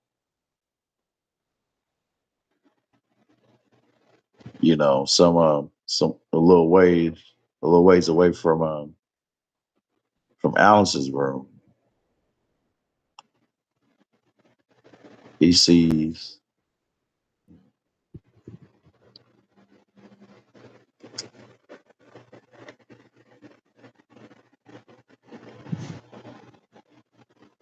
his mother, his real mother. But in which he's still questioning because he's wondering if it's a spell or if it's fake or something like that. Yeah, he's worried about losing his damn mind. When it came out to being like, truly her, he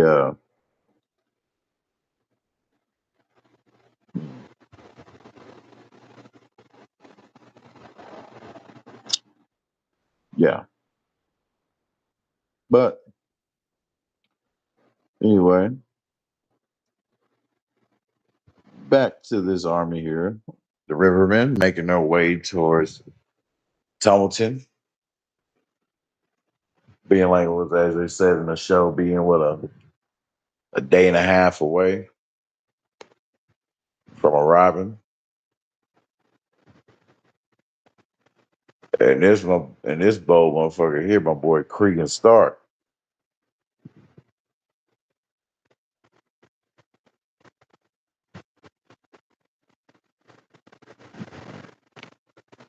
I'm like, damn. Well,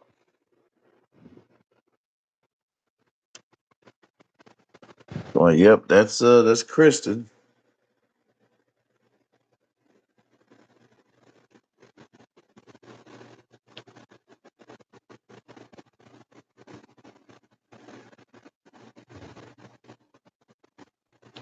Yep, Damon goes back to Lady Jane for Raina.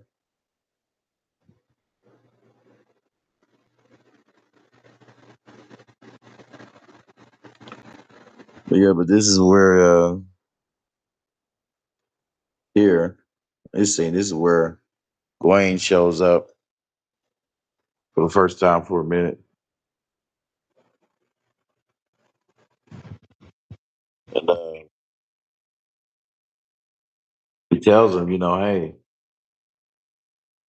how far the army's out. And Ormond tells him, hey,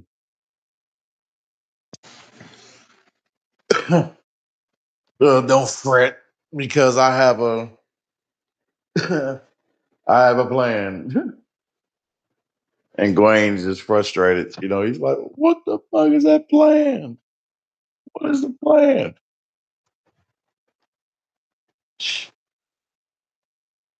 Well, that motherfucker just I gave you the hint already that he's not going to tell you, that he's going to tell you on his own time. I'm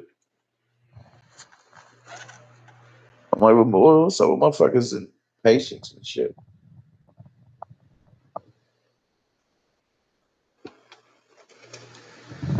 Seeing too many men in all these damn shows and movies who have not displayed that very important masculine principle as a man, which is having a great amount of patience that you have to use, that you have to pull from every time when you go out here to navigate around this labyrinth of mentalities of people. But anyway, so he goes back to the Vale looking for Raina. And that's where, Lady Jane tells him, hey,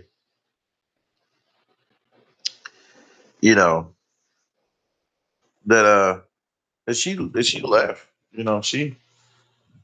She flew off. He was like, to where? But then they had to show him begging her to tell her where she possibly could have gone. And she tells him to, buy such town. So he hurries up and goes off. He just takes off. He didn't even just bow or say thank you. It was a look like, I appreciate that bitch, but fuck you though. Kind of look.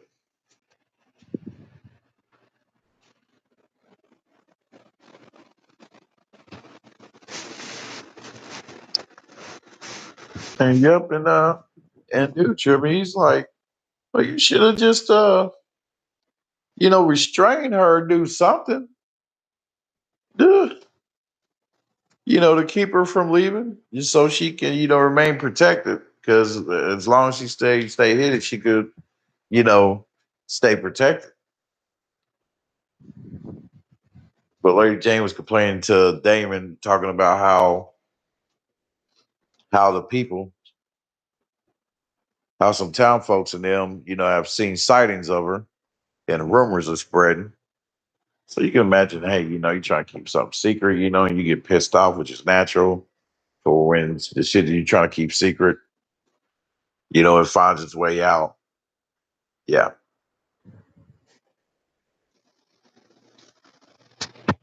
So, but yeah, I didn't like how they written that for Damon to say that to say please.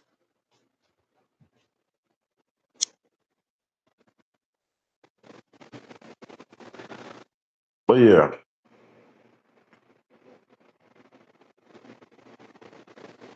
in here,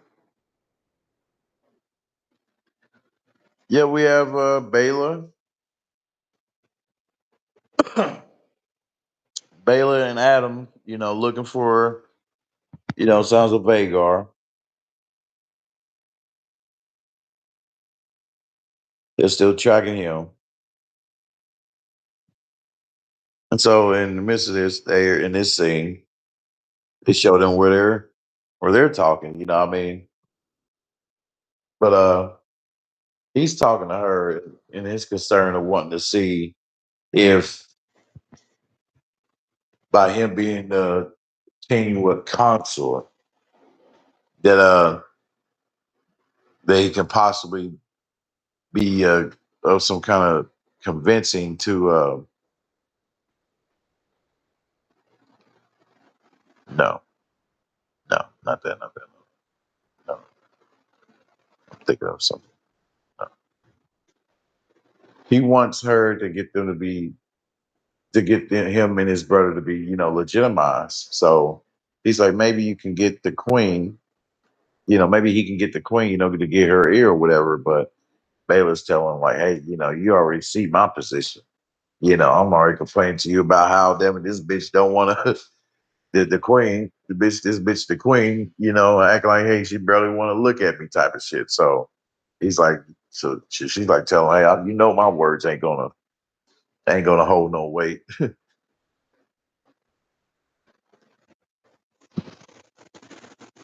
But yeah,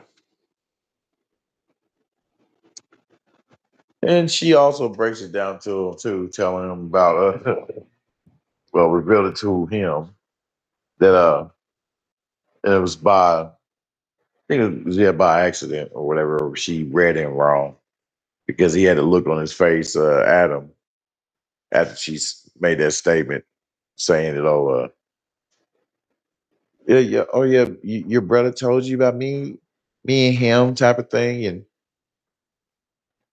he's like, uh, no, he's like, hey, he's like, I really wasn't thinking about that when I was, talking to you, yeah, but either way, the dragons get alerted, and yeah, they're making their calls out, they're like, hey, look, my lords, look. I see. I know who that is. And first, he was assuming Adam that it was Vagar, but no, she told him no, confirmed it. It was somebody else.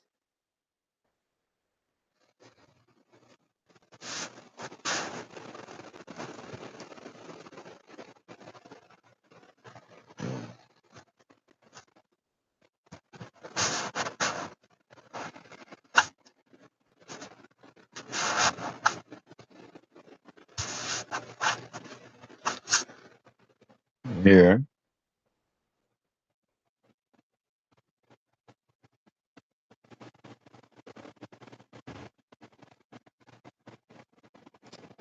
Yeah, Amen.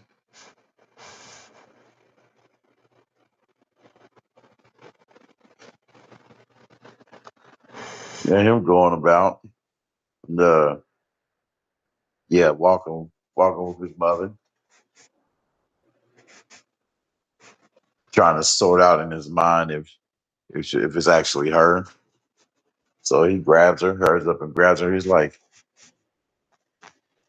oh, okay, you're good. I thought you was a fake mother, but you're real.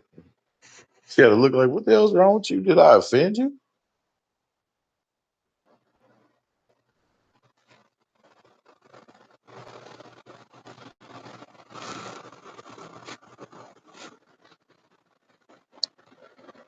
I'm like, oh no.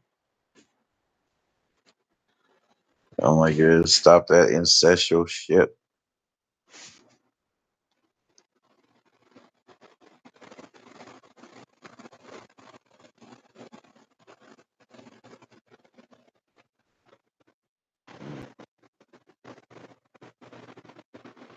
See,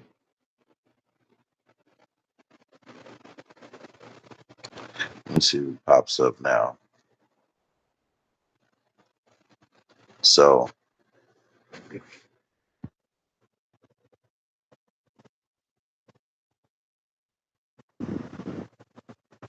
yep.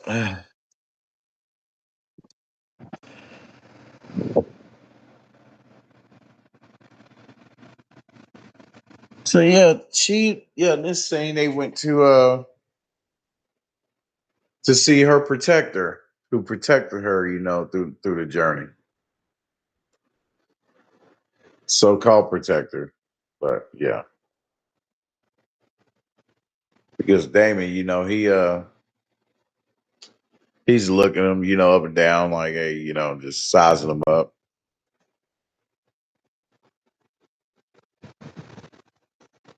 And after, he did what he did, by taking him out.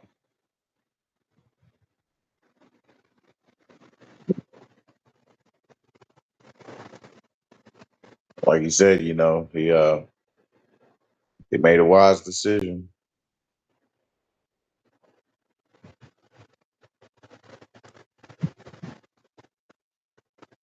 But yeah, because there are people, who are hired to get at him.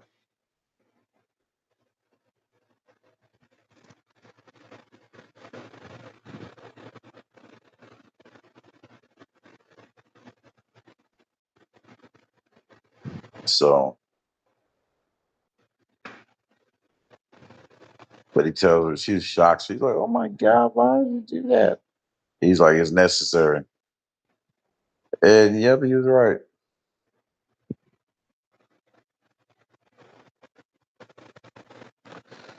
He was right.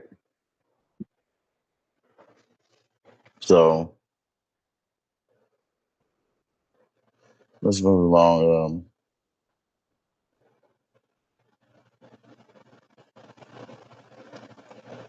So yeah, so they make it their way. They made their way there. He took dude out, and then, ironically enough, Alice comes out talking about dinner's ready.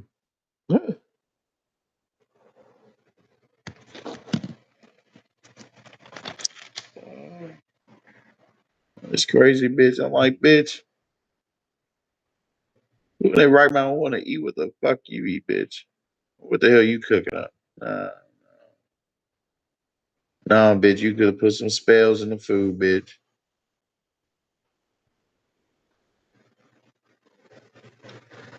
Nope, nope, nope. So after that, after that scene, Orman here. Yeah.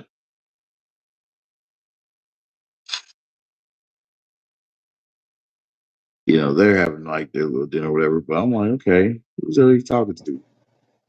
Camera show who he's talking to, obviously so. He's talking to one his captain.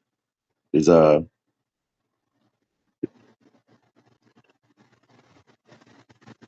Lord Corliss. I was I was like, wow. So how is this discussion going to go? Like,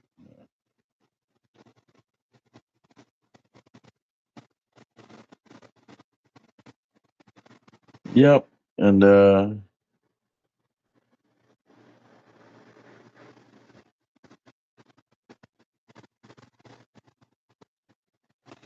Corliss, he ain't having it. He ain't falling for the dude's bullshits. Like, nah.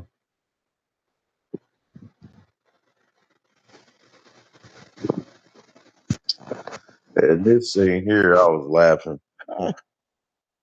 I was like, oh man. Because the boy opened up his mouth and shit, and gave out a little bit too information, than he be. But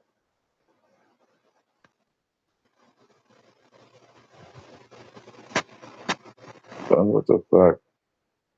Yeah, because after him running his mouth talking about the Riverman in front of Corliss, who was deemed to be, who is his enemy, this motherfucker gave him a look after he made that statement. He's like,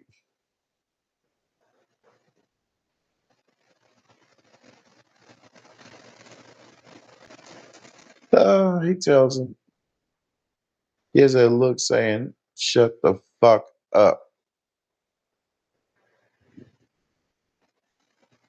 Shut the fuck up. You talk too damn much.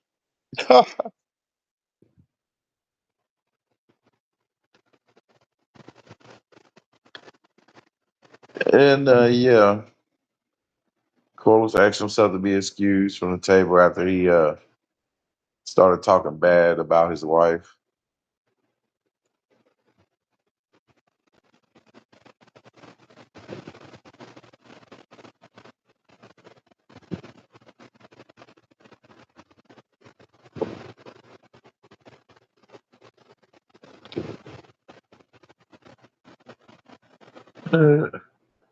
Yeah, but he tells him, hey, one more thing before you go.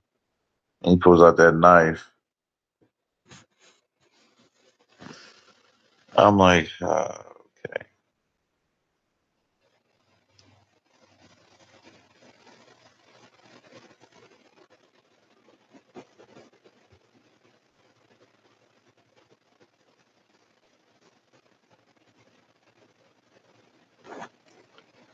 So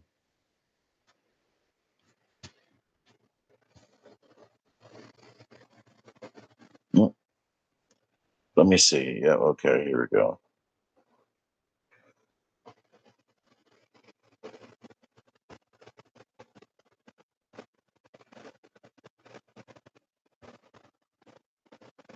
Yeah. I'm wondering why did he wanted him to what do you want to do to Corliss with that knife, man? What the hell is wrong with him?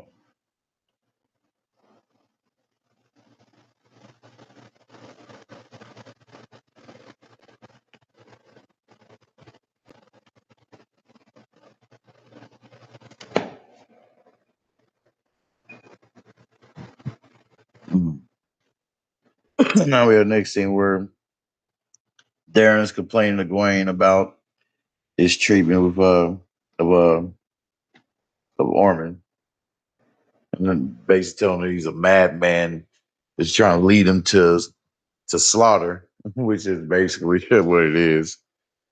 And he's thinking like, yeah, he should have ordered a man you know, to arrest him and all that shit.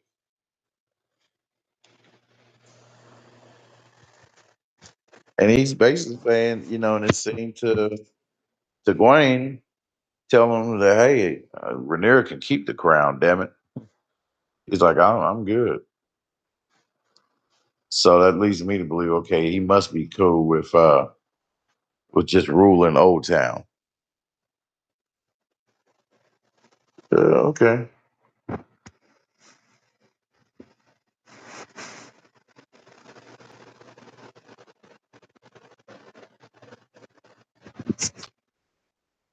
Alrighty then. Let's see if it loads. Yep.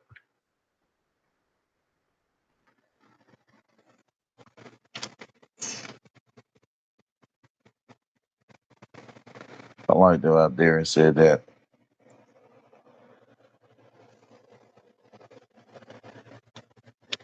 He said, I'm not a, he said, he said he has no fear of insignificance.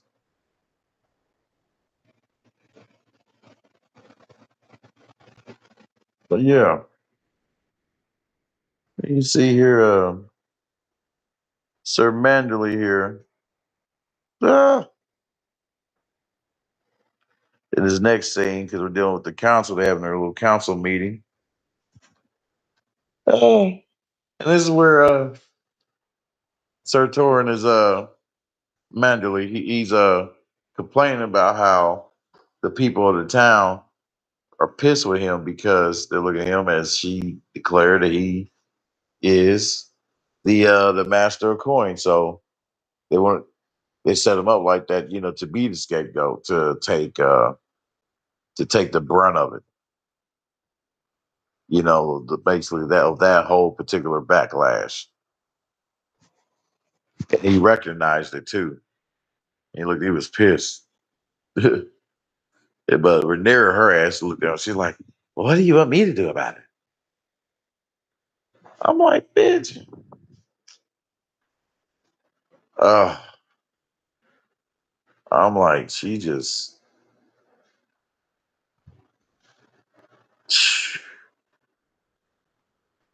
I'm like, I understand, when she went through all that shit too, but come on, man.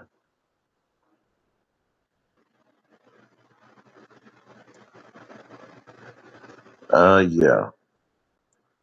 So,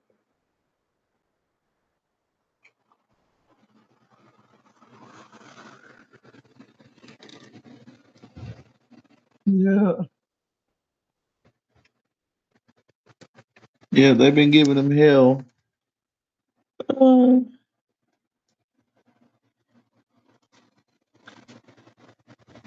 yeah, so yeah, and then to ignore him, Rhaenyra asked everybody else in the council.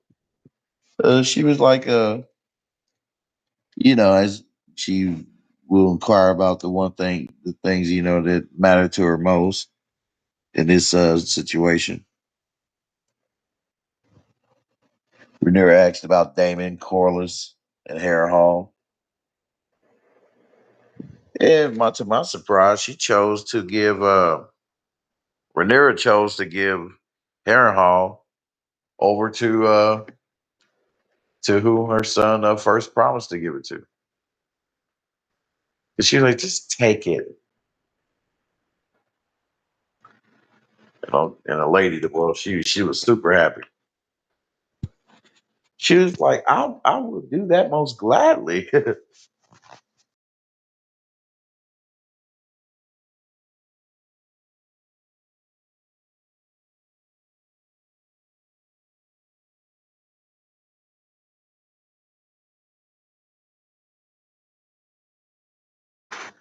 Oh, okay. I accidentally hit the mute. My bad. Well, yeah, the lady, which, damn it, lady, Lady Frey. Think you want to call him of the House Frey?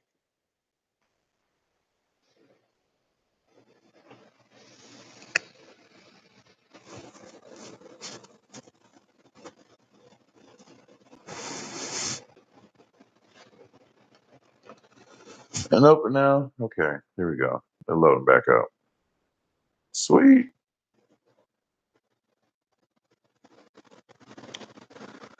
And yeah. And that's where, we got Alan here telling her about, hey, how the Valarian man that he's planning to get.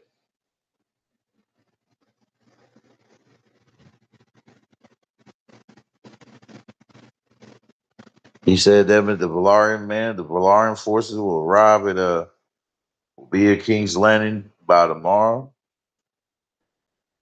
Okay. So they will have to show up, or something will have to be shown about them next season. Because next episode is the last one.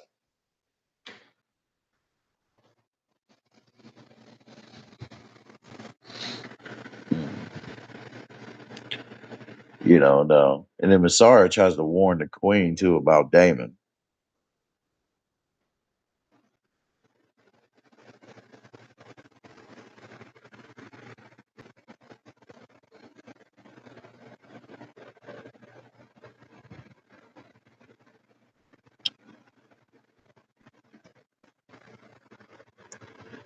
She tried to warn her about Damon, but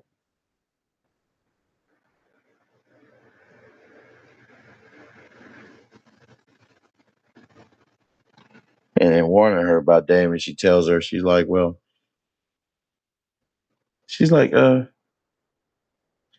this was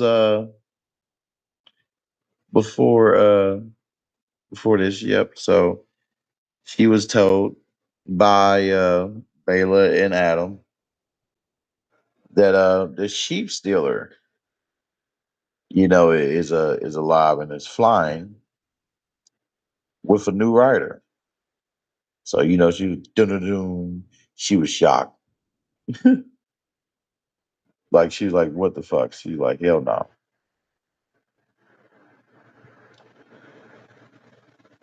So yeah. And so then afterwards, her mind just went into a little blank for a moment.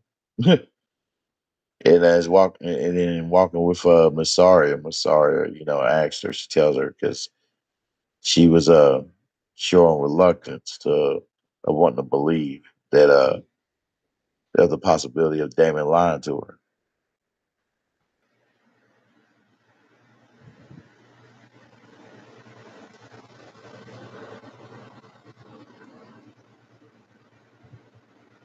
But Masaria tells her, she's like, well,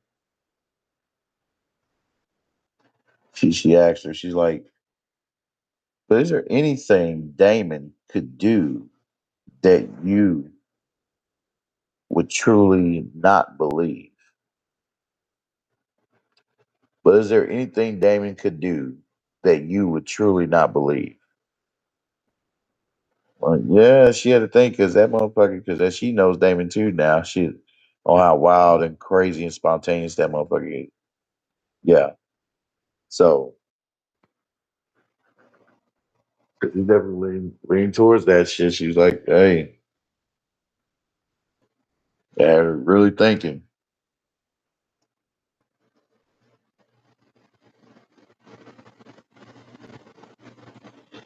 And so therefore she orders for a guard to get to Adam.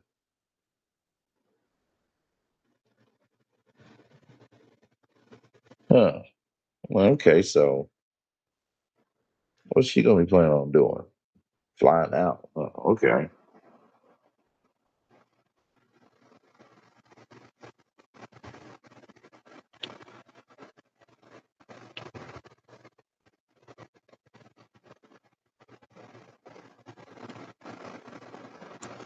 Masari does look cute too.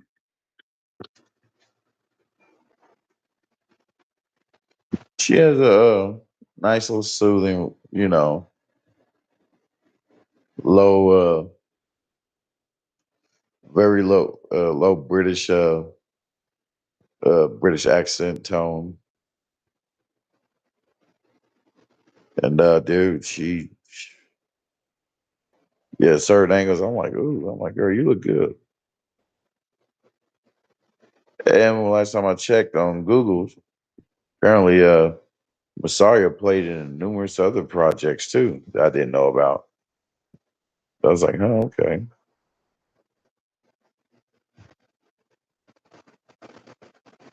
But yeah, we already went through that. Now, and following with me notes. Yeah. So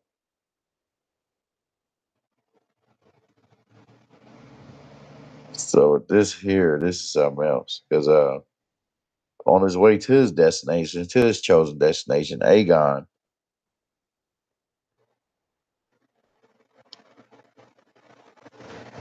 Tylan, and Laris, they make their way to Bravos.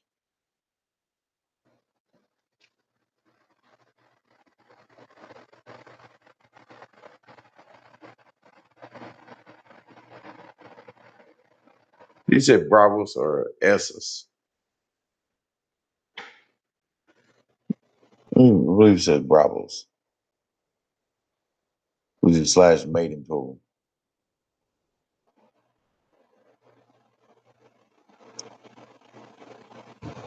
But they came upon a family who said, they are fleeing from this army, who happens to be called the Mutons.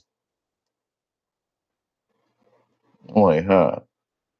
And come to find out that they are ones who are loyal to Rhaenyra.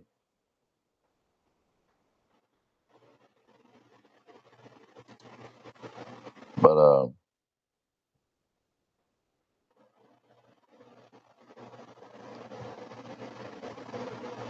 so they chose to bend the knee to Rhaenyra.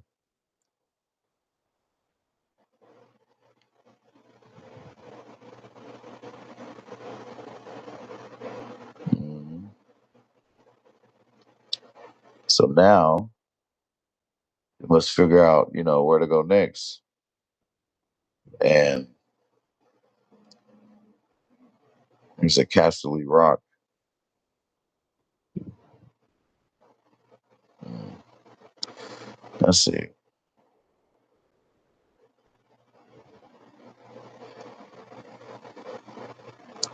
But yeah, but they was turned around. Oh no, they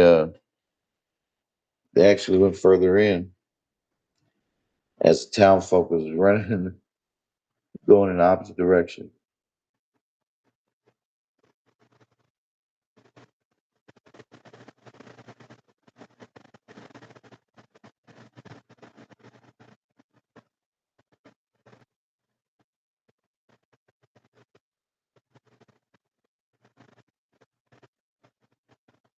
Mm. Hey, when this thing take a little bit longer to upload sometimes.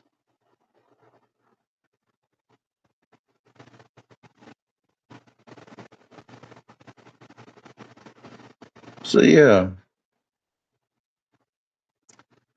I thought they was gonna head the other way, but now he chose to go further in.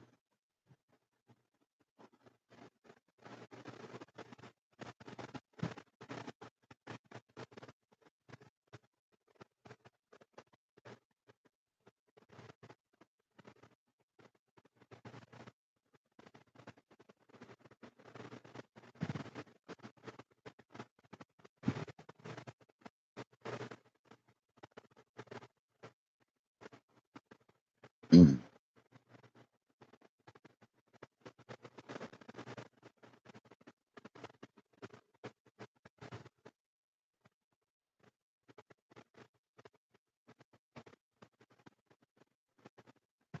Mm.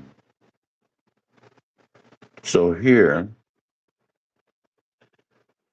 yes, this little awkward meal they're having. I'm like, I ain't trying to eat shit that bitch touch. You hear me? Like I said, the motherfucker could be eating a whole spells that meal do. Designed to keep his ass there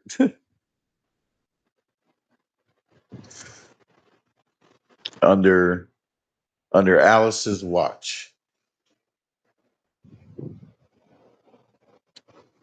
Yeah, right. But this is hilarious because Allison, and she was like, answering questions, because Heyman, he was kind of, like, what the hell? Allison's like, I don't even know who this woman is. Like, basically, who the hell is she? And he comes out and tells her he's like, she's a maester of sorts. I'm like, shit. Yeah. So, uh,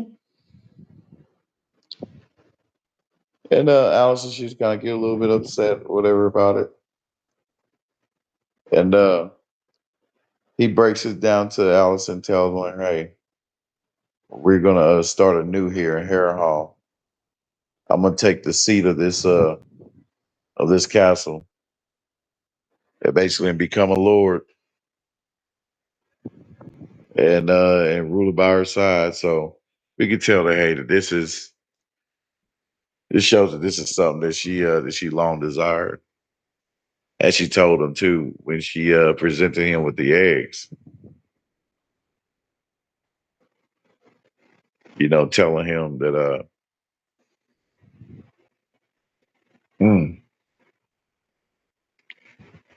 see that she longed for the ancient Targaryen line to be reestablished. I'm like, how lets me know, bitch. Yeah. How old are you, bitch? Like, how long have you been living? What was that bitch revealed that she's like 200 or 300 years old?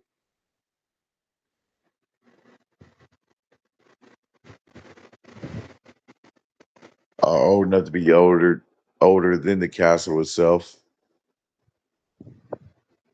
to know so much about it.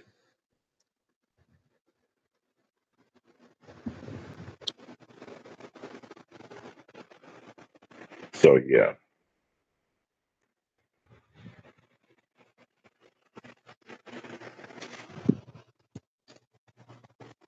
But I'm like, oh shit. So I'm like, okay, so he decided fucking just said shut up.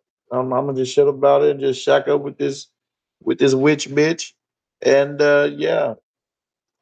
And get some kids. Get some kids out of her. Yeah, but mm-mm, fuck that.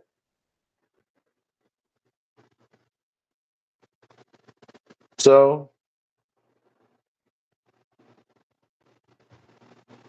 yeah.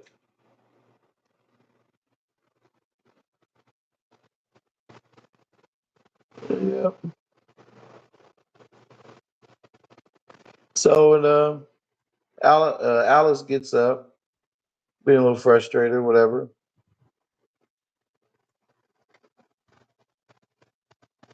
Alice tells them that they need more wood.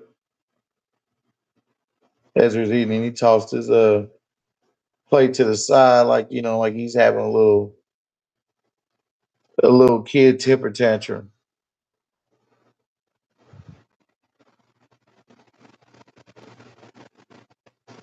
Okay, I mean, just damn, like.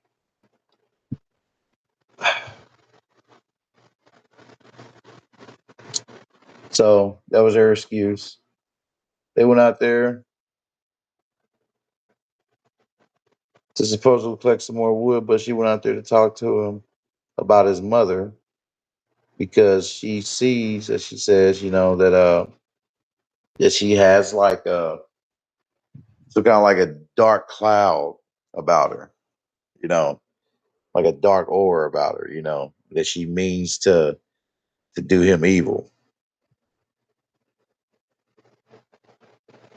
I'm like, okay, so she got to be like of some kind of like ancient age or something like that to be that attuned to it, man. Like to that witchy shit, like that, to that degree, to know or what the hell her heart was set on doing before she even got there.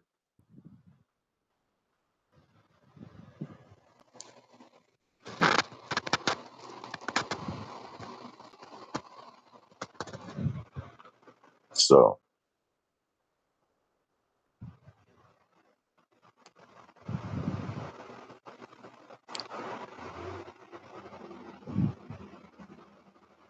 but it's just mother trying to look out for the son type of thing. I get it. But at first, he ain't believing. He's like, nah, she wouldn't. Alice kept telling him, hey, you better watch out, man. That she means you no good.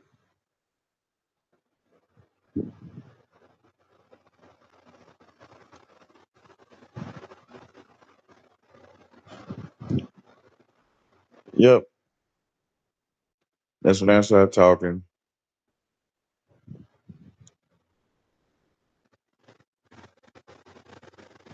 Mm.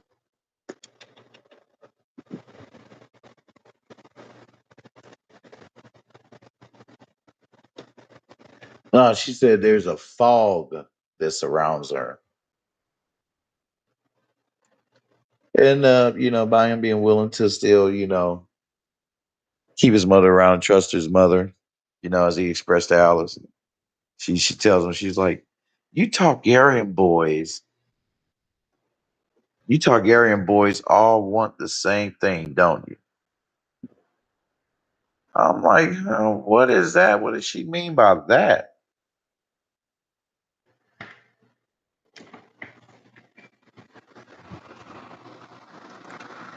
Huh. Maybe the guys from the Marvelous team, from the Marvelous videos, will explain that in their breakdowns. And we're gonna share their predictions for season 3. I mean season 4.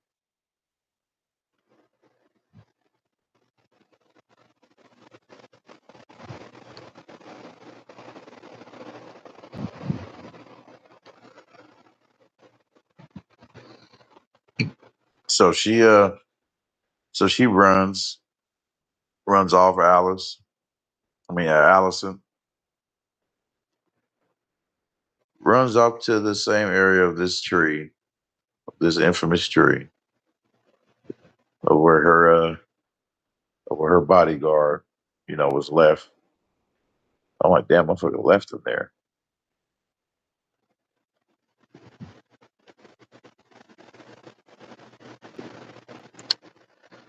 Uh, man. Yep. So she grabs his blade.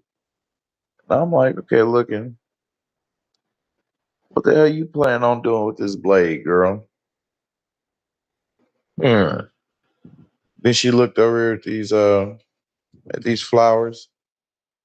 So I'm like, she has to look like, okay, like she knows what that is.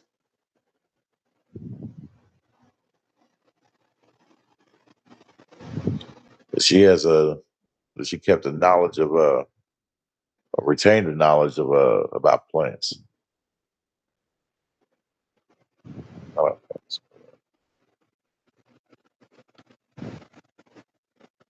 yeah, so this, and I was like, okay. Hmm. And so her looking back, seeing if they noticed or whatever. So okay, she's looking directly there at these flowers or this plant. Well, what the hell was she thinking? What is she gonna do? This is my thoughts during this time. So yeah.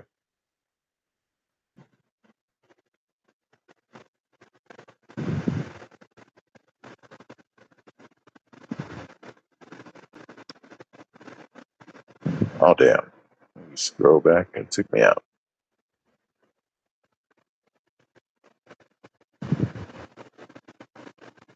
It was right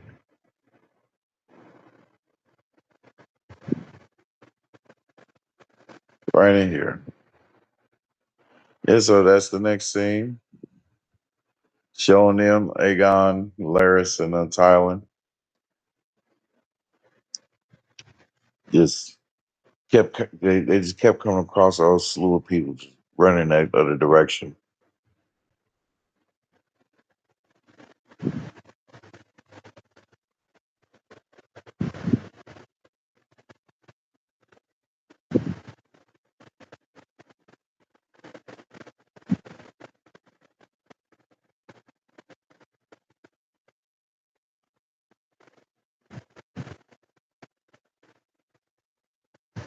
Mm.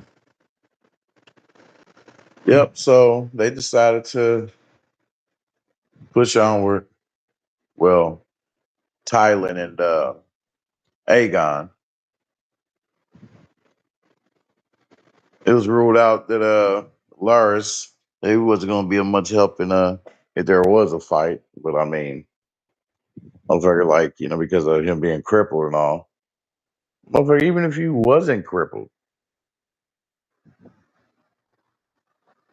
with just y'all three, man, shit, y'all can cause so much.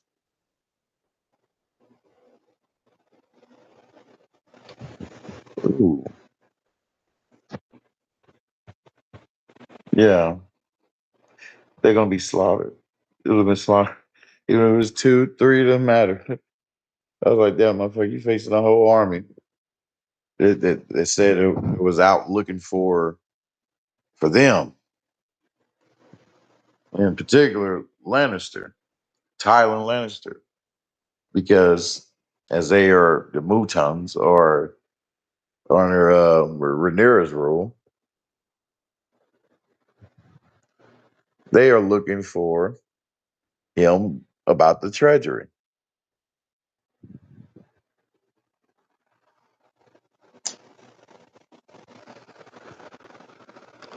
But anyway, so yeah, he was like, yeah, they chose to part ways.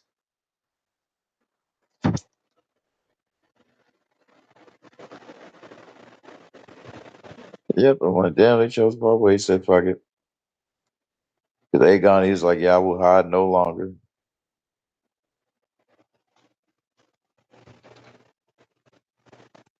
The motherfucker said, I'm not gonna die in uh in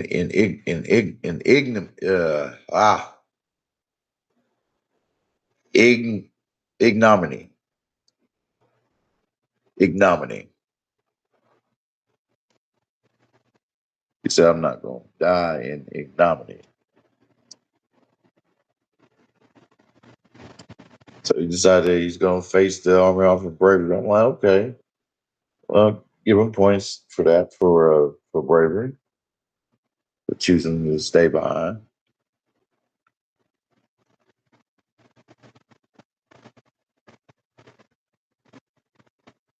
Damn, but we can count on. Well, that's the last time we see Laura, so obviously, because I haven't seen episode 8 yet, so I really can't say. But he's not in episode 8, which I'm hoping episode 8 will be more so the key players in there involved, and that they may show him again in episode 4.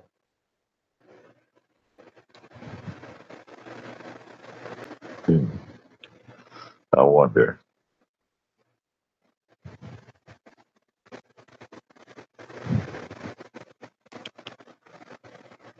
I wonder. We're getting to it. But yeah, the dragon. This screenshot, I was like, okay, shit, that looks pretty cool. Motherfucker flying. Sheep still flying their mind's own business. Then the Papa Dragon came out. Who's the Papa Dragon? Motherfucking her daddy. Look at Damon.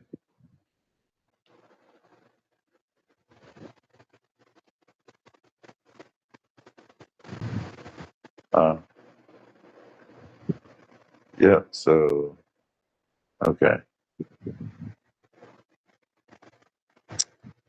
So the dad snatches her ass up. She stealer up real quick and pushed her ass down and tell them to park it right there, damn it. Park that bullshit right there.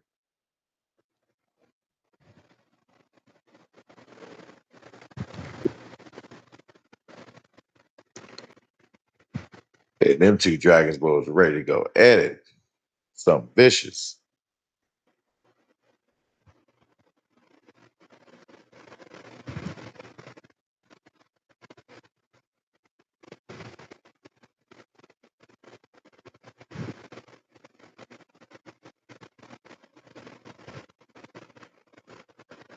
Okay. So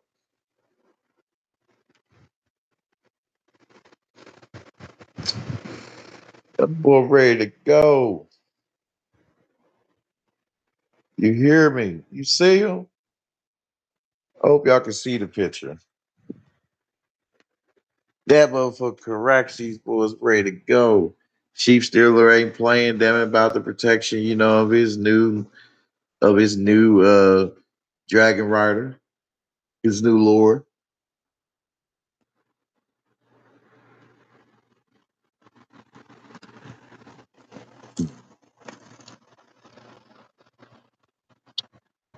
Yeah.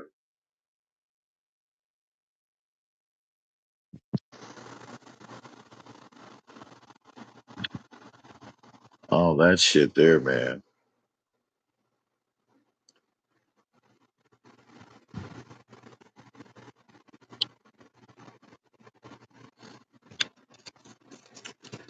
But yeah, we only got to it. So yeah, he questions her, boy. He's like, "You broke your damn promise, girl. You broke your oath. You swore. Your ass would stay hidden. Hard headed little shit."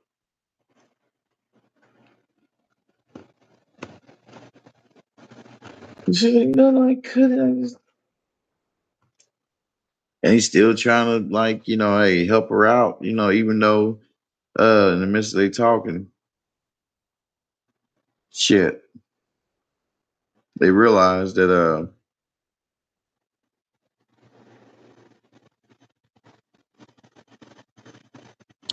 the Rhaenyra pops up.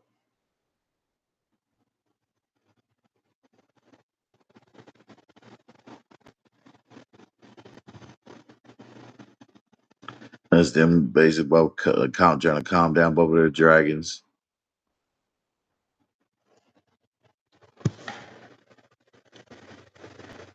But Sheep still didn't want to listen and to be chill and cool.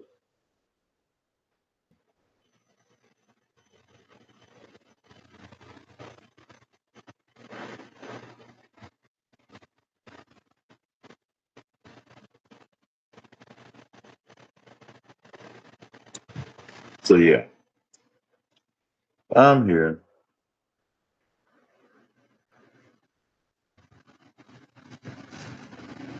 Trying to work this sometimes. Yep.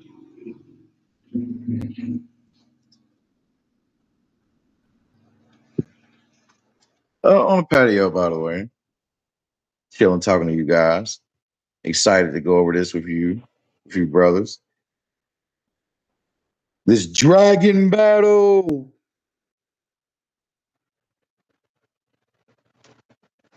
Oh man. So yeah, they talking bullshit. He's scolding the hell out of her, telling her, "Hey, here she comes. Damn it. Yeah, because she's coming." He's telling her like, "Hey, just run."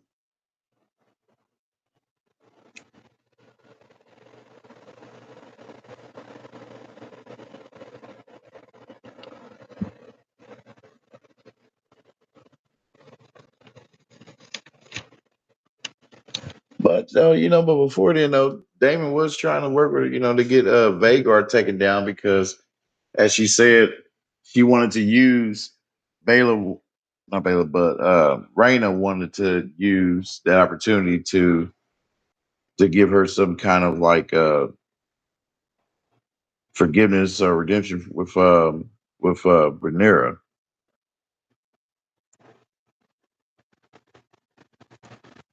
Because of her foolishly wanting to blame herself for what all that crazy ass dragon did. But then again, you can say, hey, if that dragon was left alone,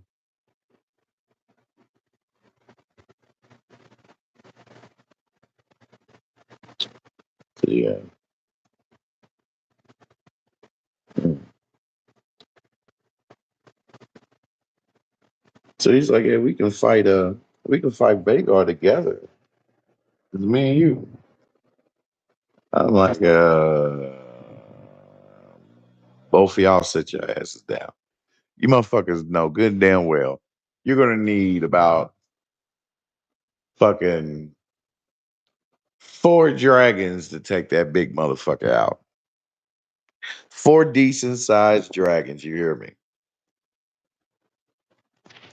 Motherfucker talking about we can take them together. Yeah, it was the laws of causality, the laws of causality within this universe was right on that, damn it, you know, to make sure that that didn't happen.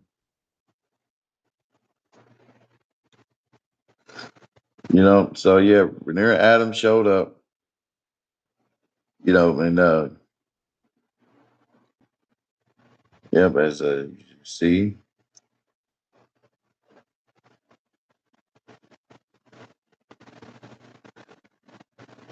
Rhaenyra Allen shows up.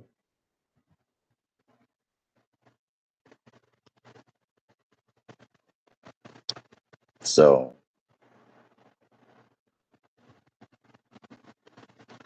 yep, she said, "Run, run!"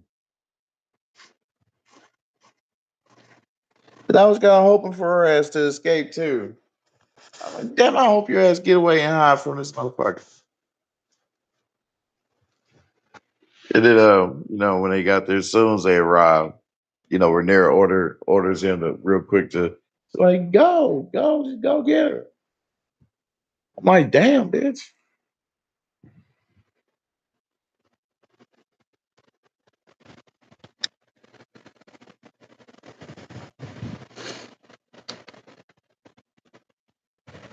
Even though that's his family too, shit. But he still has to follow the queen's orders though.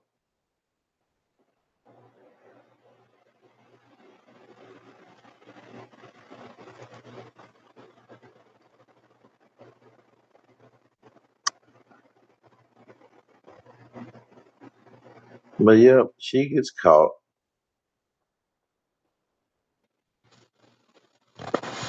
Who's this? Yeah, okay. Look at this shit here.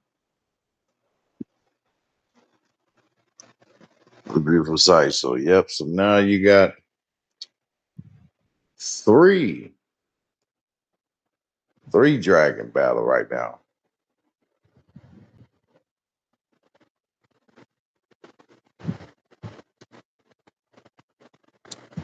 I'm like, hot damn. Well, 4 got his dragons there. So yeah, they're. I'm like, oh, I hope this battle ain't a super short one. I just wanted to keep going. But yeah, so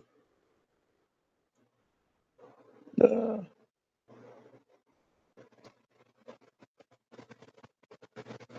but she chewed about too. She was pissed because Adam came back with her. He called her, and she stood there, faced Rhaenyra to her eyes. Hey,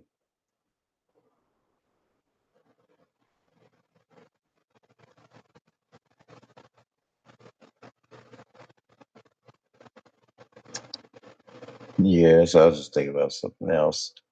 Um, but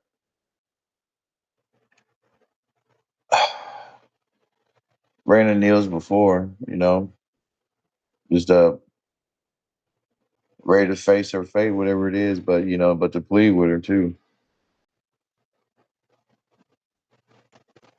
Just basically just, to say, hey, that she's sorry, but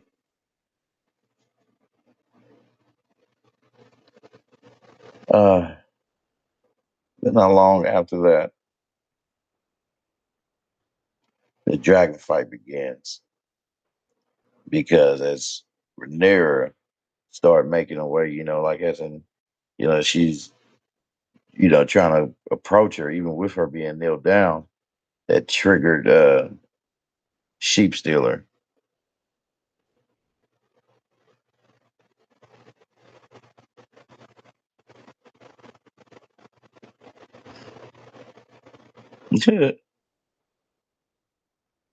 Yeah.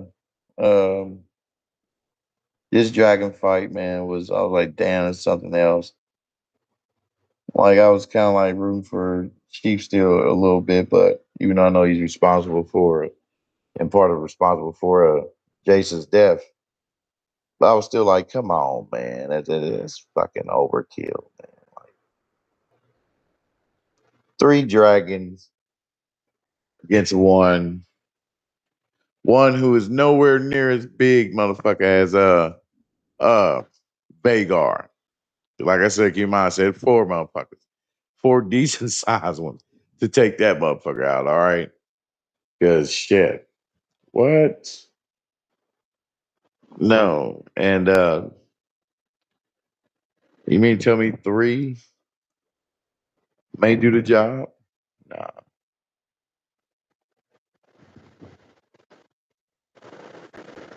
nah. But yeah, you gonna need every bit of four. Yeah, you motherfuckers are struggling when it comes to that. To Sheep Stealer.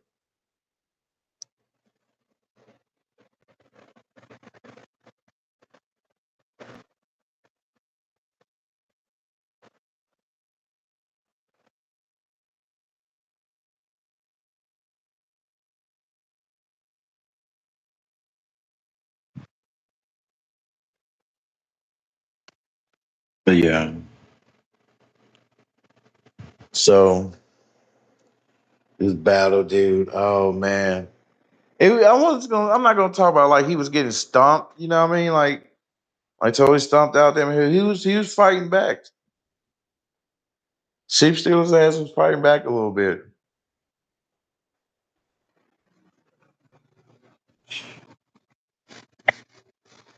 But I think it's when Karaxi stepped in. That's when that motherfucker was really in trouble.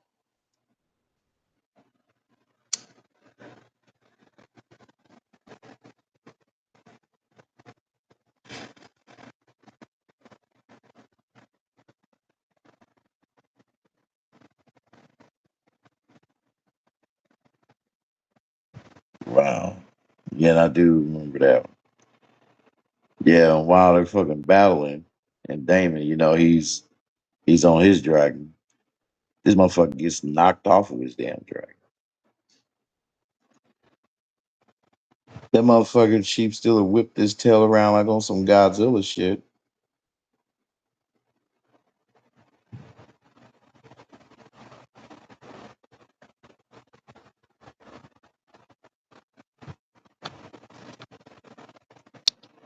So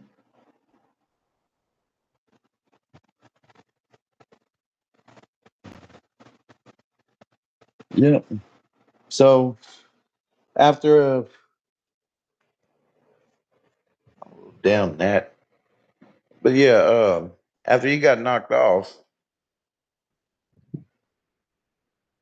and got himself back up.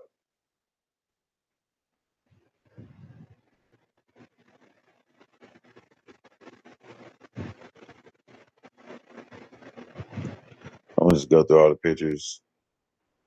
I didn't go through, but he chooses to let Sheep Stealer go away though. You know, I'm like, okay, because I'm pretty sure I'm clear that I heard that he said, for Caraxes to kill, that he set Caraxes in the kill mode to kill off Sheep Stealer.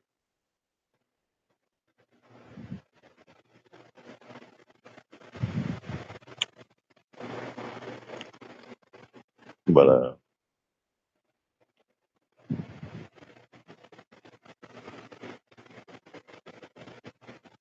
so I'm like, damn. Was that your plan the whole time, my dude?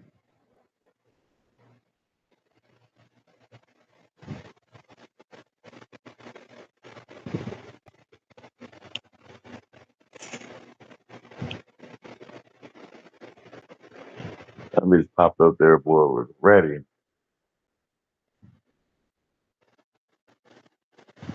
I'm like, damn.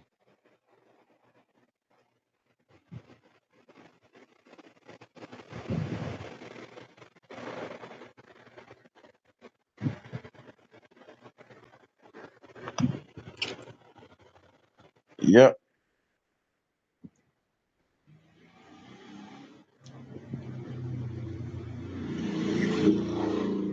Evan therefore that's where Damon was pleading with her, pleading with Rhaenyra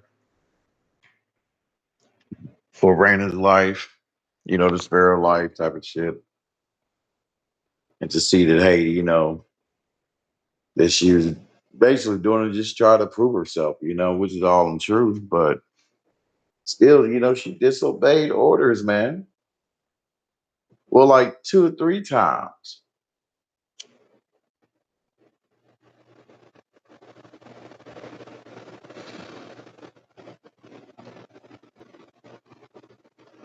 Tell you girls want to have think you should have the excuse to do stupid shit within these movies and shows. They don't want to flip it around like as if you on some. I'll leave that alone. But yeah,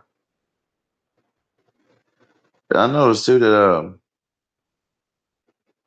Rhaenyra kind of shelters, you know, Rhaena from the fierce battle.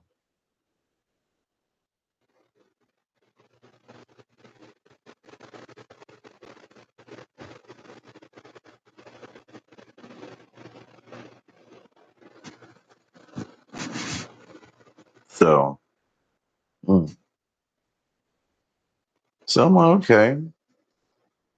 You think she'd be super pissed at her, you know, wanting her to unalive her, but oh, she's showing them where she's willing to have compassion and understanding.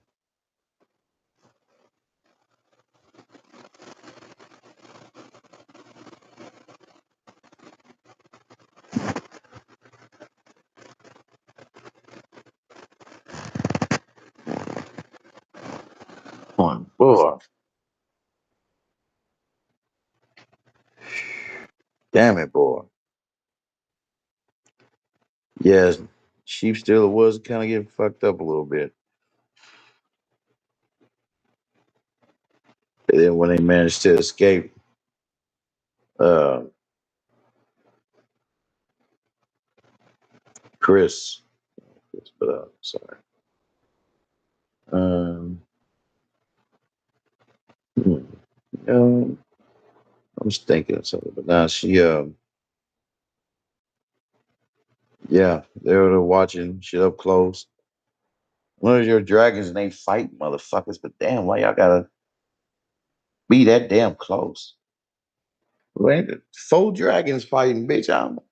Motherfucker, hey, I could be that motherfucker's rider, but I'm not gonna be stupid. I'm gonna be, yeah, I'm giving them some room, shit, to have it out.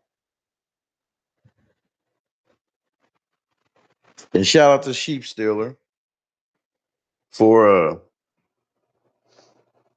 for hanging in there for as long as he did against 3 other damn dragons.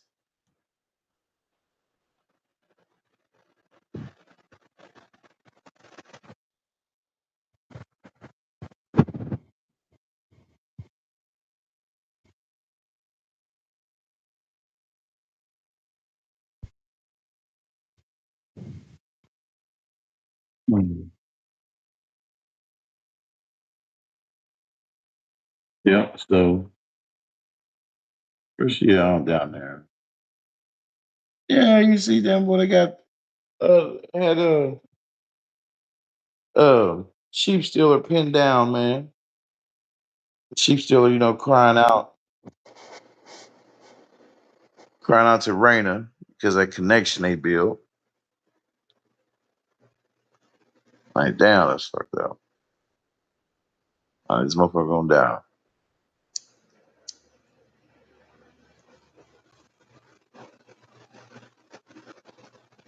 And sure enough, he did.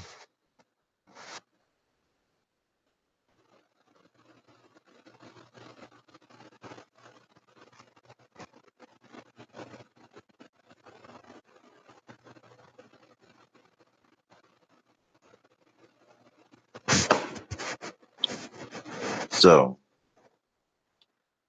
yeah, that was like, damn, man. That he was crying out. Rhaenyra, she got her, she got Raina, and the creature's crying out to her, saying, "Get my rider back now! Come back now!"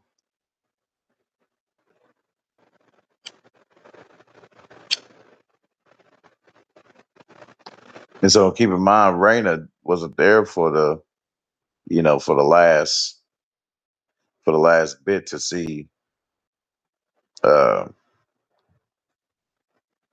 to see sheep stealer, to that he's walking around still, that he's limping, still alive. She doesn't know that. She's working on the assumption that he's dead.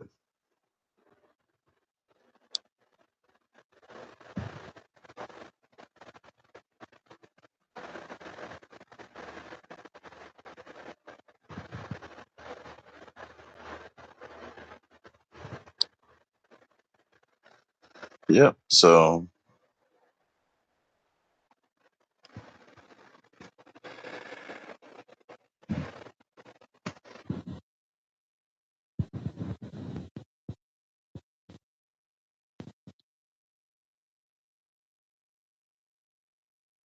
like, man, you really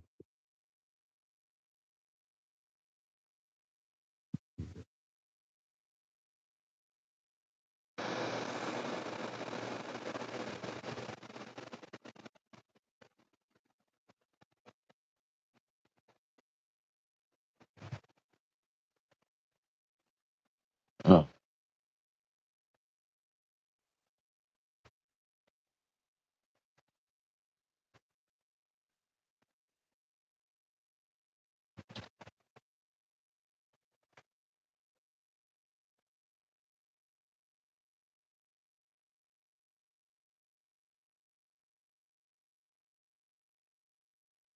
mhm.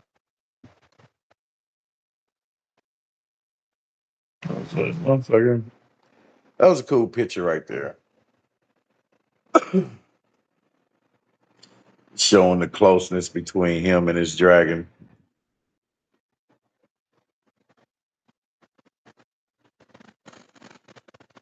Caraxes telling him, it's like, I felt it that you really didn't want to kill sheep stealer. Because they sit there both watch the sheep stealer limped away. But here, the next scene, yep, where, oh Lord, but Massaria, she's talking to this madam who's who's a female pimp. Basically, in this scene, she was shaming Massaria for the position that she was able to gain, and Massaria's all about trying to tell her, and this lady, she's hanging on to that shit too, despite what she says. She don't do this, you don't.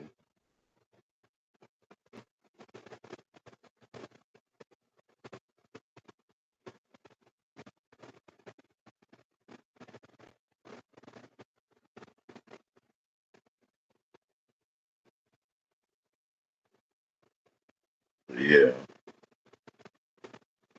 So she was trying to express to her that with this position, she can be of help to those in need within King's Landing, you know. So, but the lady she wasn't trying to hear, she's still like shaming her, you know, telling her, hey, and I got it written down too, so I can say it like verbatim. Oh, yeah, she says, a whore will always and ever remain a whore. I'm like, oh, well, that's her letting her know, like, hey, remind her, hey, girl, don't forget your roots now, where you came from. Don't forget your fucking roots.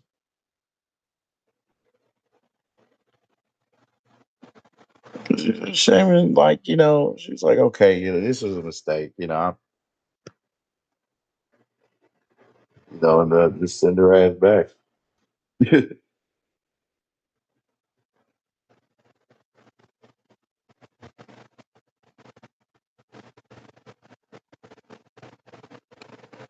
So, yep, and Rhaenyra,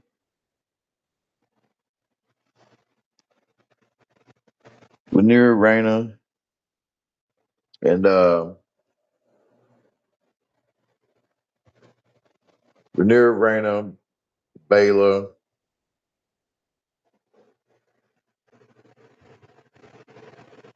and the rest of them, they all came in. They came in with, you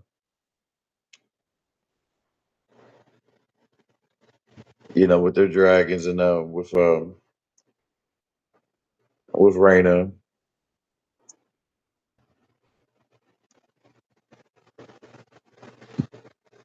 So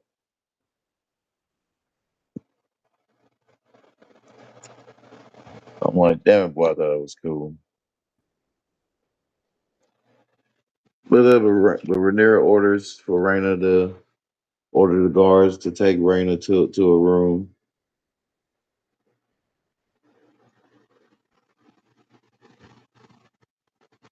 That girl need a she need a bath. She need a whole good 2 hour bath.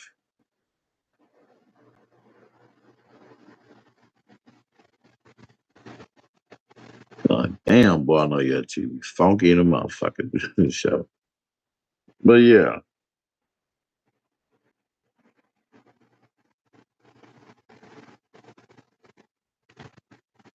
I showed up and she's devastated. She's pissed. You know, she's all kind of hurt. You know, that Damon lied to her and everything. So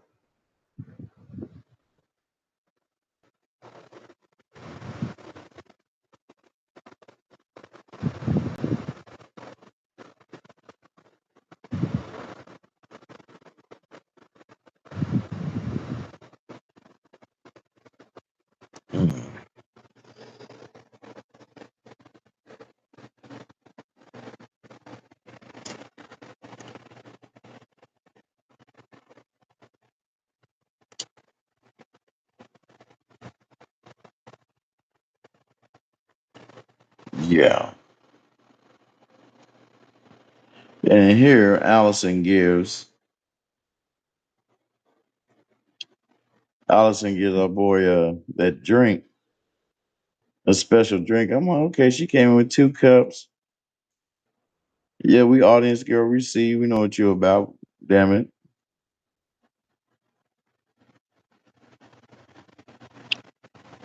So yep, so as you can imagine, one of those cups was poison.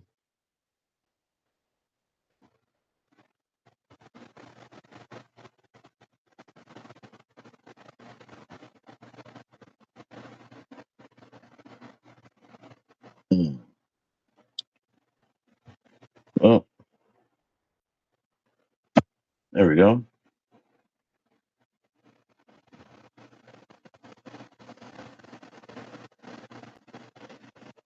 Mhm. Yep, so yep, her ass gave Eamon a poison drink.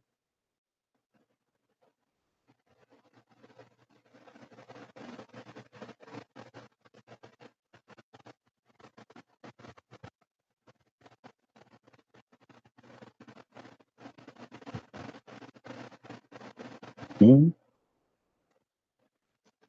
mm.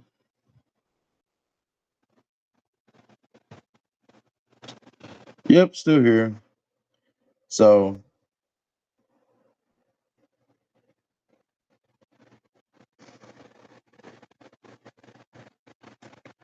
that bullshit going on. Standing bullshit. Yeah, so she gave him that drink. But he admits to her in this moment that he admits to Allison that he tried to kill Aegon. That he tried to kill his own brother.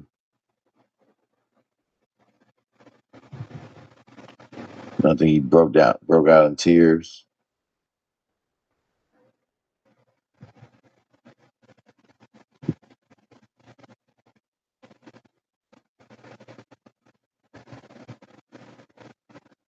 Oh, let's just look at it.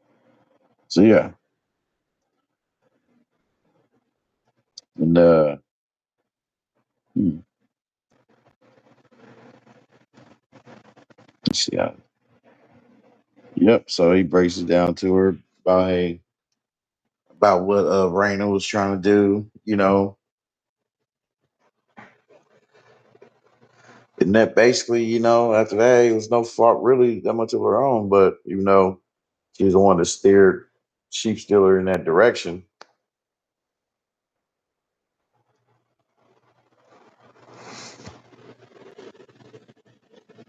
And he's trying to tell her, he's like, hey, that's his daughter. She knows too, but so therefore, and she's like super hurt about it, that they lied to her and everything. And I'm like, damn, did this bitch just tell this motherfucker she's like, kicked him out and told her she's good, she's done while looking away. And her hair being addressed by her hairstylist. I'm like, did this bitch just give this man the boot?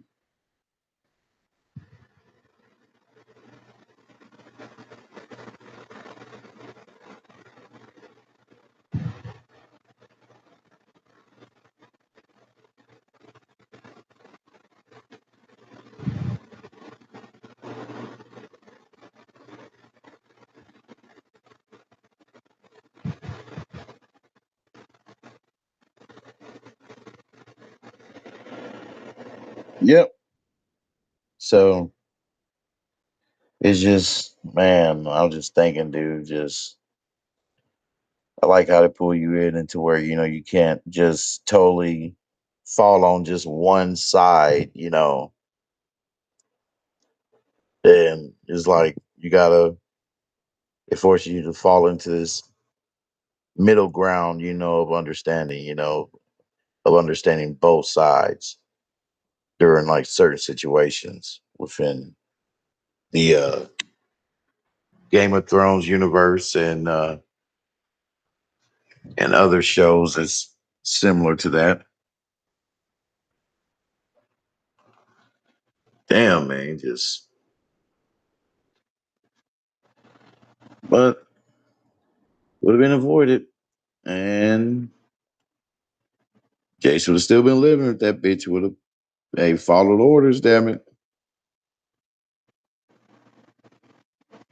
and she won't tell motherfucker like, I just this all I wanted. Back at court, this is what she was telling Damon the first time. She's like, I'm no good being a lady up there with y'all. Bitch, please.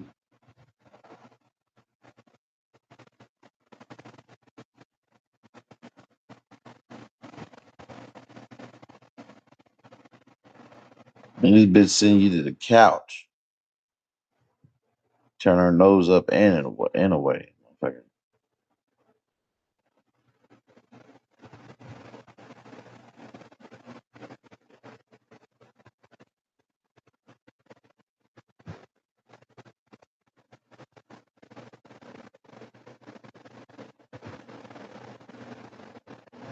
Mm, here we go.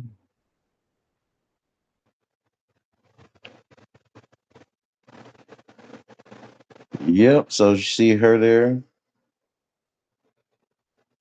and she's lost in her thoughts and everything, and regretting all that and the sort. But really helped, and really helped her, to start beginning her path anew and start thinking about things, hey, in a more in a duty kind of sense.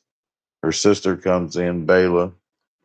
You would think she come in, want ready to beat on her sister and all that stuff, but now she showed love to her.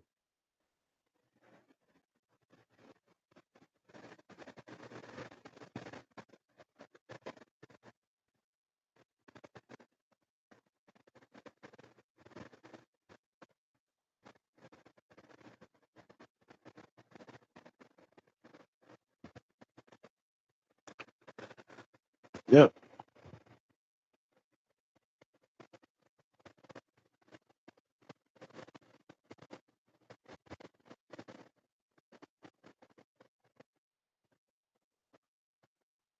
that was pretty cool to see that right there. You know, her showing that she's willing to forgive, her sister. That was pretty cool. That you didn't see the typical, and her showing that she's willing to hold on to onto what happened, to hold the past, to forever hold the past against her, and never being able to move on herself. So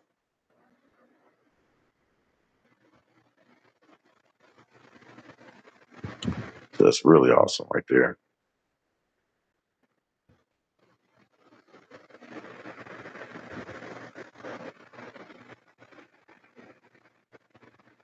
Oh shit. Took me out. Okay.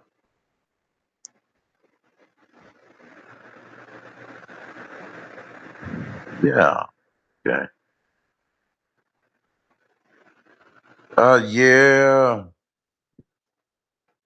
This shit here, man.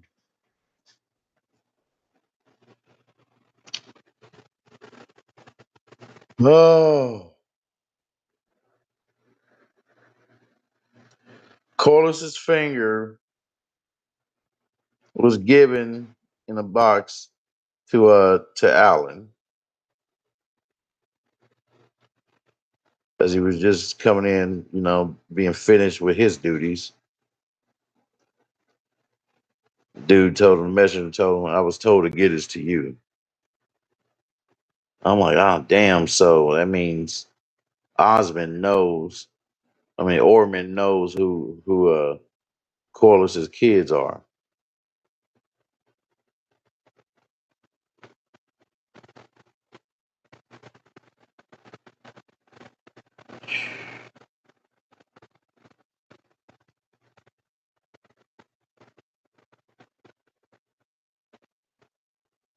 I'm like, hell no.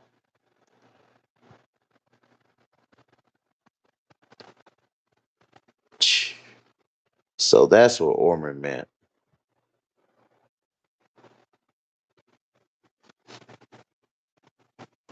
I was like, motherfucker, you could at least cut a piece of my hair, bitch. Damn. Cause a motherfucking hell, the hair can grow back.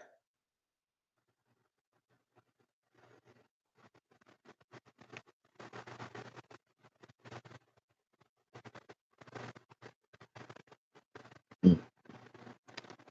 So yeah. Oh damn, man, it's fucked up. Funky ass bastard. And this motherfucker too, he wanna make fun of the Targaryens and shit like and he's telling Corlys, like, what are you seeing him anyway?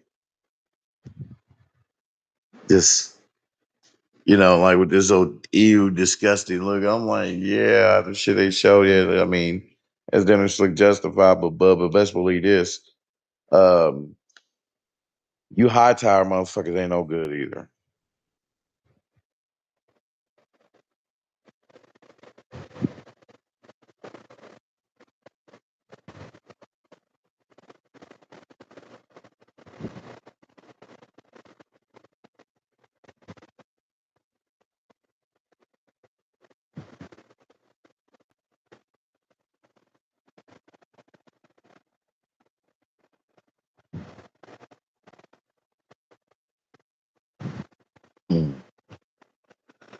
Okay.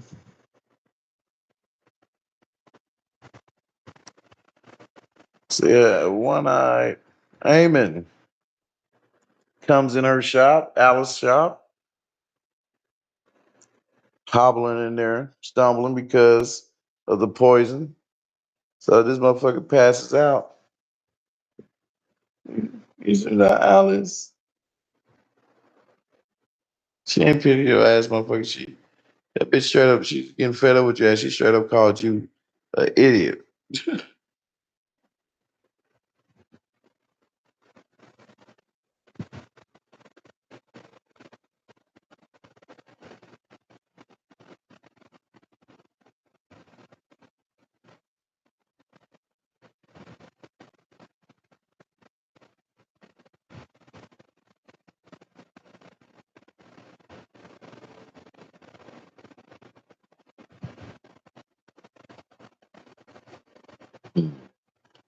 Okay.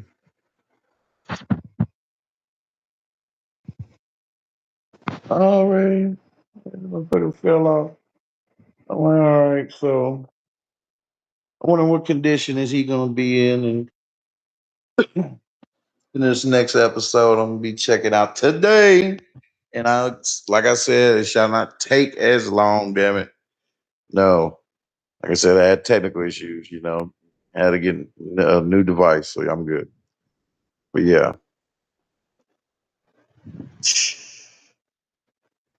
I'm like, damn, bro.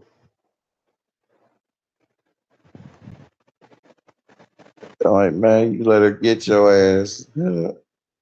Oh shit. You should have listened to your witch girlfriend.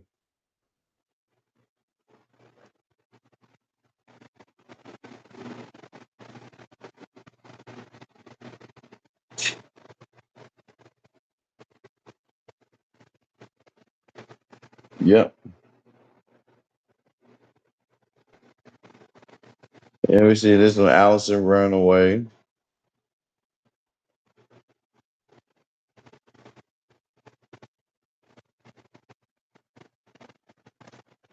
And yeah, it seems she managed to, to get all the way out almost. So yeah. I mean, all right, we'll see how that goes, next episode. Let's see where, you know, this path that she chose, we'll see where this takes her. Next one, so yeah, Helena, she has a vision, another vision, but this one is kind of a little weird. It's like multi-folded because in this vision, she had a vision within a vision of her giving birth, to her, and her baby being taken away. Her her on a dragon burning the army. Let's get through this. This dragon she rides too. Well, damn, I forgot her dragon's name.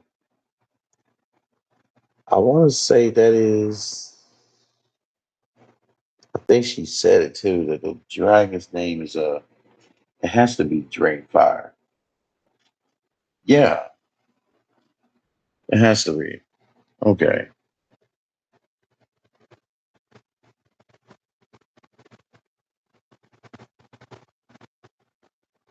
Huh.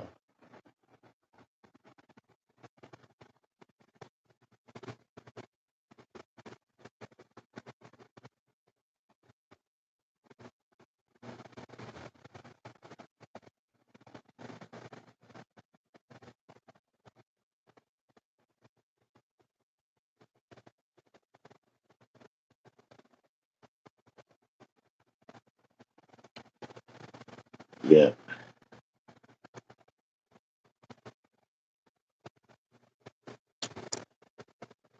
So,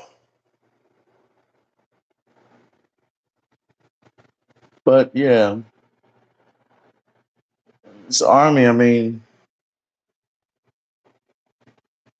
I don't know.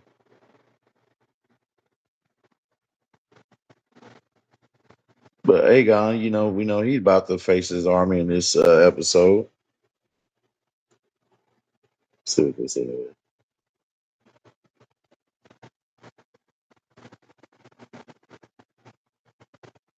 Yep, and there's her dragon. I'm like, yeah, that motherfucker looks wicked, boy. You hear me? I'm like, man, that motherfucker, boy, motherfucker got a ferocious face, boy. Like, yeah, I ain't trying to be nowhere near it. But in this vision she had though with her while she was riding her dragon, it's starting to burn into armies.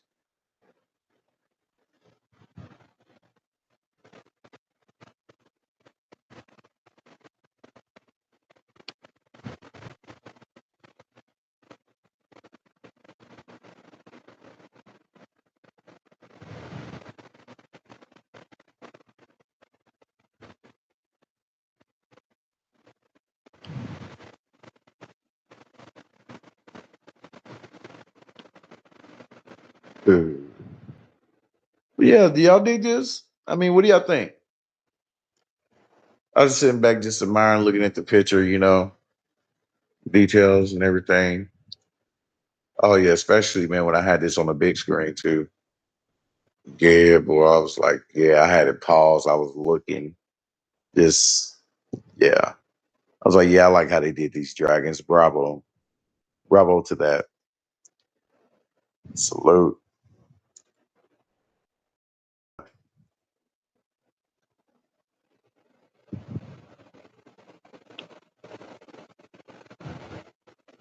And but in this third phase of this vision, she was having a vision of where she was in a field playing with her kids. But the weather, all the while, the weather was changing in the background, all the way to the point to where it became nighttime and it was snowing, and the sun changed into the moon, but then the moon changed into an eclipse. So therefore, I'm wondering what does that mean?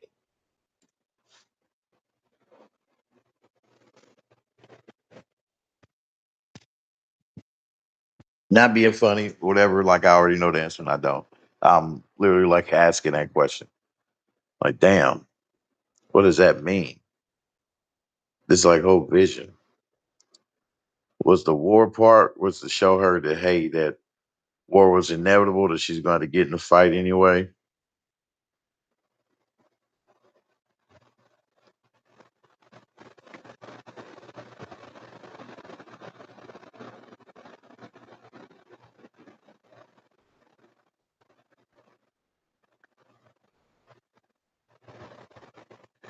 So yeah, that shit was just wild, man. I was thinking about want to draw one of these dragons myself, not and show I'm not trying to fully be relying upon like AI for artwork. But yeah, that's our girl. Look, that's how she looking. Then when she about ready to go battle ready.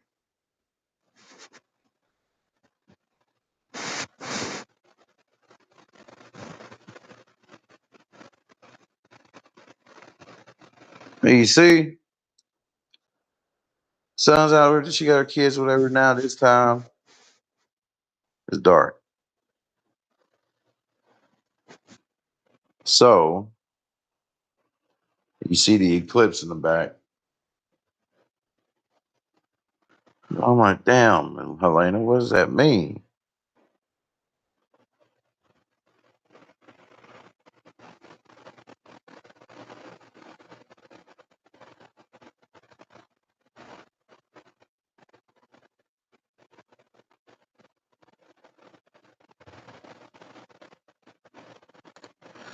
Yep. Oh shit, I'm trying to find it.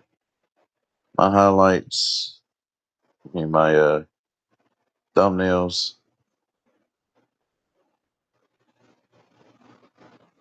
pictures. Okay, let me.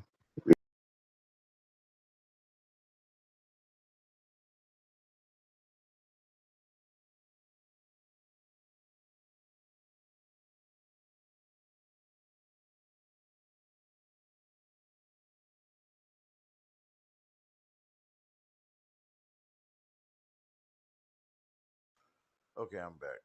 Yeah.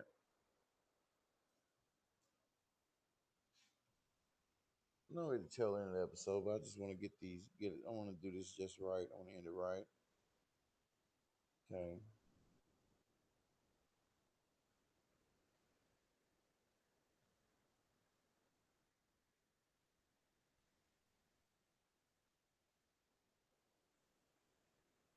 All right.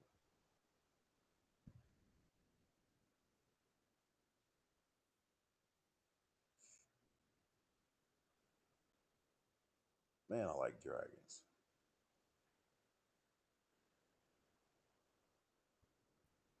Oh, okay.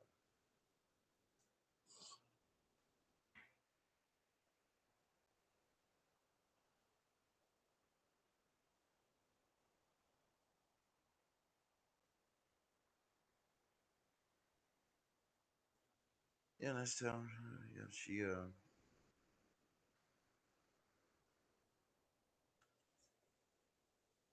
and that's when she was struggling. I guess struggling with sleep.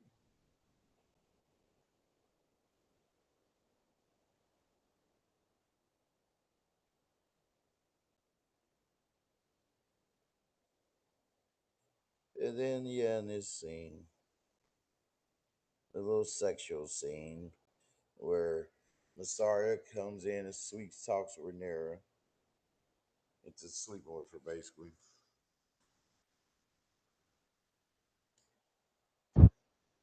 And I'm like,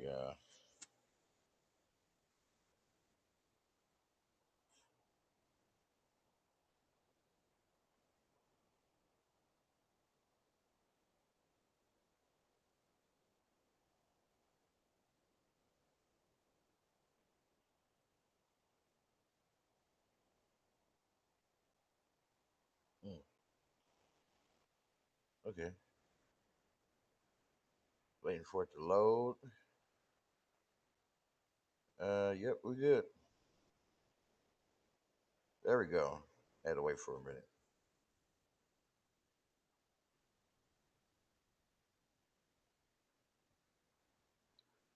Yeah.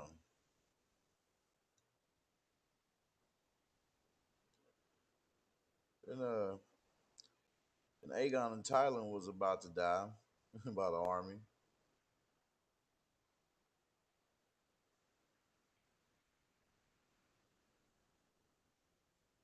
There she goes. Sweet talk her.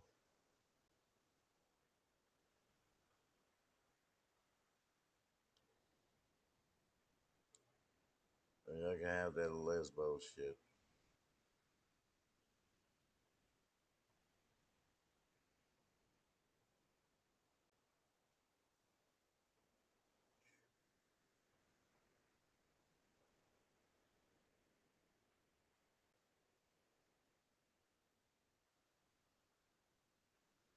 Let's see. Yep. Oh shit. There you go. Yep, and there you go. All right, yeah, I gotta get out of here, son. All right, yep, and here we go with this last bit.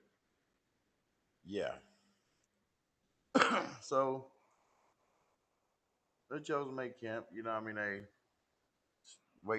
basically waiting for the damn army to pull up, and they did, and the motherfucker Aegon, hey, what can I say? The motherfucker, he stood on his own 10 toes. Damn it, though half burnt, he stood up. Damn it, stood his ground.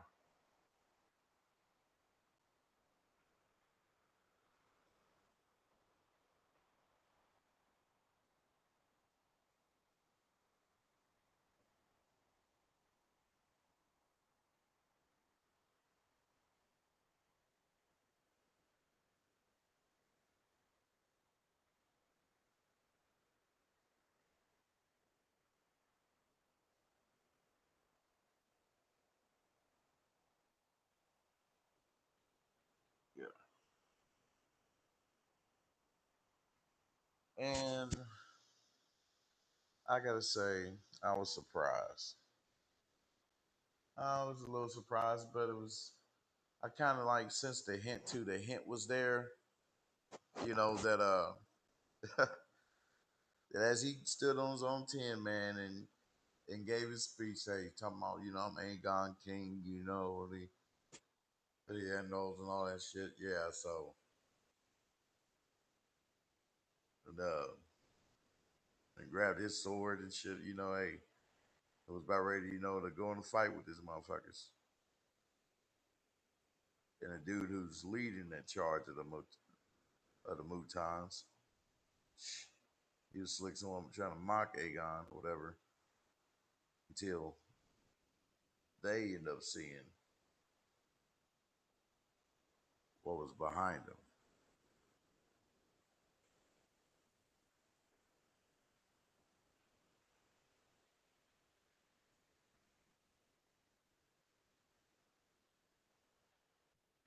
And that's a big ass dragon. She's seen on the motherfucker's face.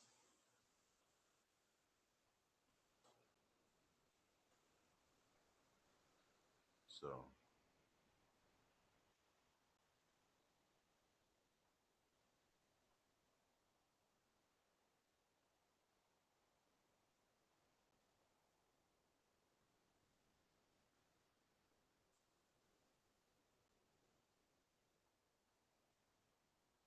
uh,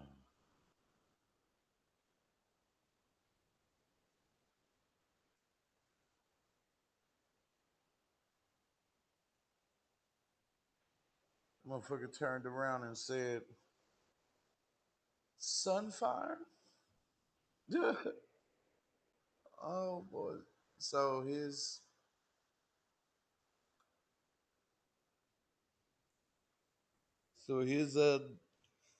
dead, not so dead, half dead looking zombie dragon is still alive. Wow, so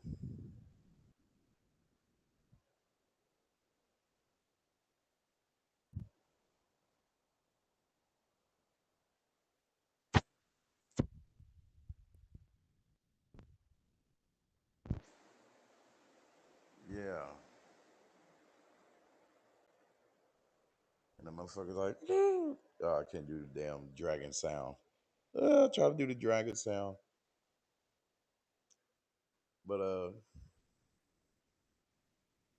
now the motherfucker making this little noise. The motherfucker looked at him. He was like, what can I do for you, master?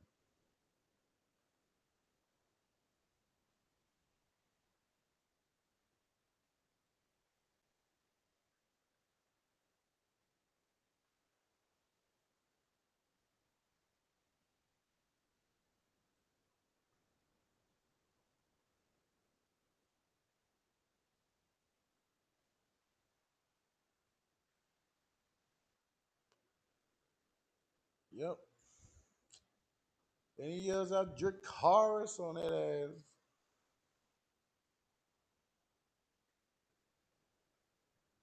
The dragon looked at him. He's like,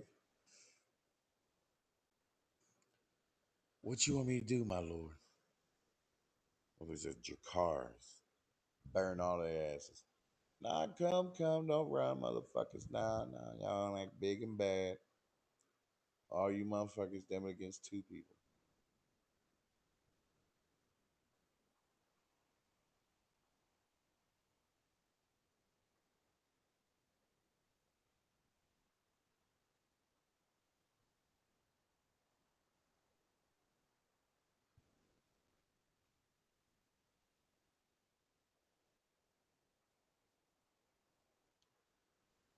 So, yeah. He burnt them motherfuckers.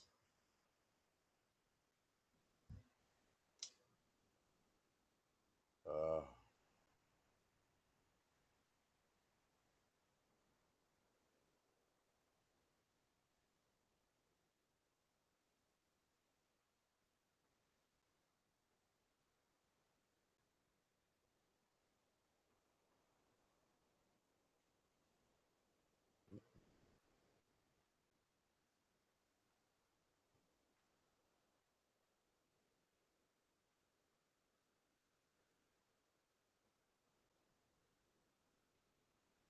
Oh well. This shit here. The fucking coward!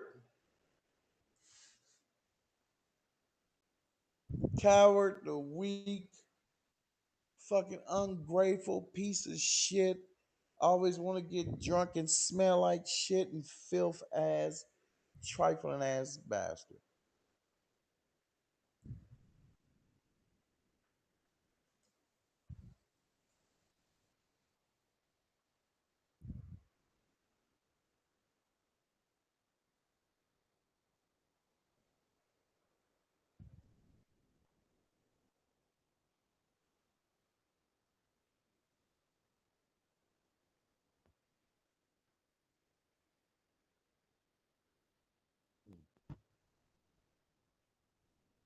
Well,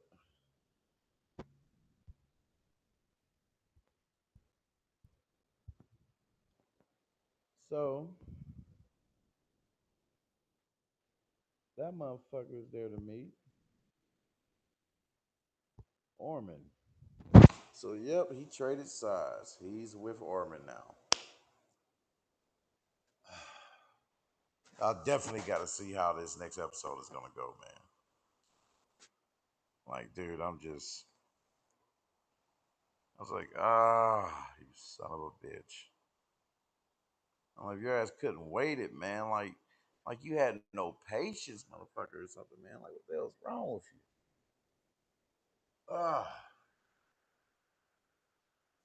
Like, damn it all. Like, motherfucker, you come over fucking up the game, man. Like, shit. Like, her achieving this, motherfucker, accomplishing this, what she needs to accomplish, her vengeance and all that shit. Yeah, let her get it, whatever, let her have it. You know, motherfucker, you got to think about the after. Like, instead of just what you want right now, you want luxury and a top deal right now.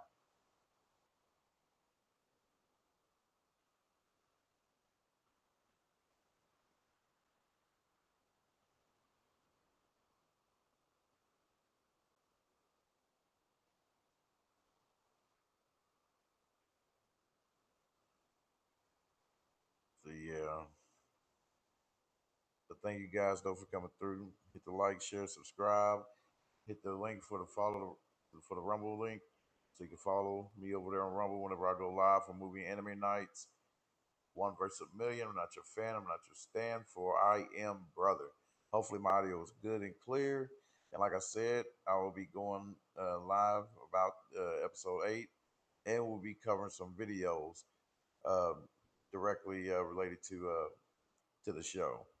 So where these guys also will compare and contrast with the between the show and the books. To show you and explain the difference. All right, and yeah, Cash App too. That link is in there too. If you want to bless the Alma Force, I appreciate it. Yes, you can definitely support that way as well. And yeah, so I'm looking at for my next stream though. I do want to cover Guts in his state in his condition. The last 2 chapters of that came out of that manga. So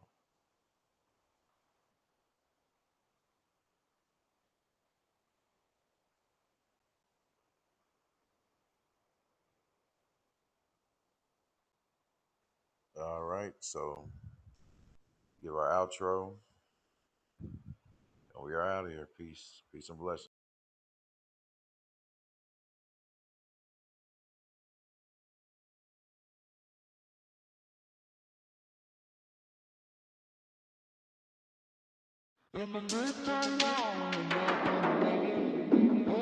Rowling, King Dapper down and sharper than shark teeth.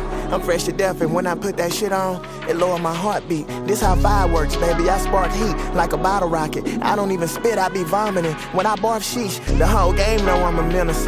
Every beat is like a special move on Mortal Kombat. I'm a finisher, soul snatcher, taking your enema, feeding on rappers, but you niggas is trash. I've been throwing my dinner up. I don't settle down with it, I simmer up. You would never walk a mile in my shoes, cause bitch, I ain't gonna let you bend them up. I took shots, some niggas was dunking, I wasn't Tim enough. Fuck, I'm trying to prove that I'm cold, that's what the winner for. Hey, keep it taller, that's what you winning for. Do it y'all meaning, like the sun at noon, you better make sure it's centered up. Because the way that my shit hit, brother, bitches be trying to get me in the corner for the mouth, like spit bubbles. Champagne in my coat, I'm a Chris Tucker. I'm running circles round niggas, soon as I enter race like a mixed couple. Chunk of fat dudes, this a big double. I put the bread before the beef and did it all for the cheese like a McDouble. Hey, King busted, nigga, my shit shuttle. I give him game, but truthfully, you niggas is condom like a dick rubber. So kick rocks, nigga, and lick rubble. Cause I'm the problem and the reason why Little China got big trouble. Look, I'm clean shaven, you won't see shit stubble. And if I ever want a pool of bitches, I tell her make me a big puddle. I freak your diva till she got weak knees. She wanna lay in the sand on an island in tan. I told her beach please. All I ask is give me a hard dick, not a hard time. Regarding your feelings mean that I'm gonna disregard mine. And I ain't in the business of brushing off what I really want. When you expressing feelings, just try to be Bryson Tiller. Don't let me know if you can comprende. And if we fucking hush about it, just keep my pickle low like I'm Dende. And then stay 10 toes down. If you want niggas that'll bleed for you, baby, you gotta make sure the men straight. Never fold, but if you do, then bend straight. I muffle some of the game so they won't get exhausted from all this intake. I'm sick of all you ingrates. My heart tougher than Tuscan leather. Gave an inch, but they took a foot from me. I'm Kunta Kinte. I'm rolling.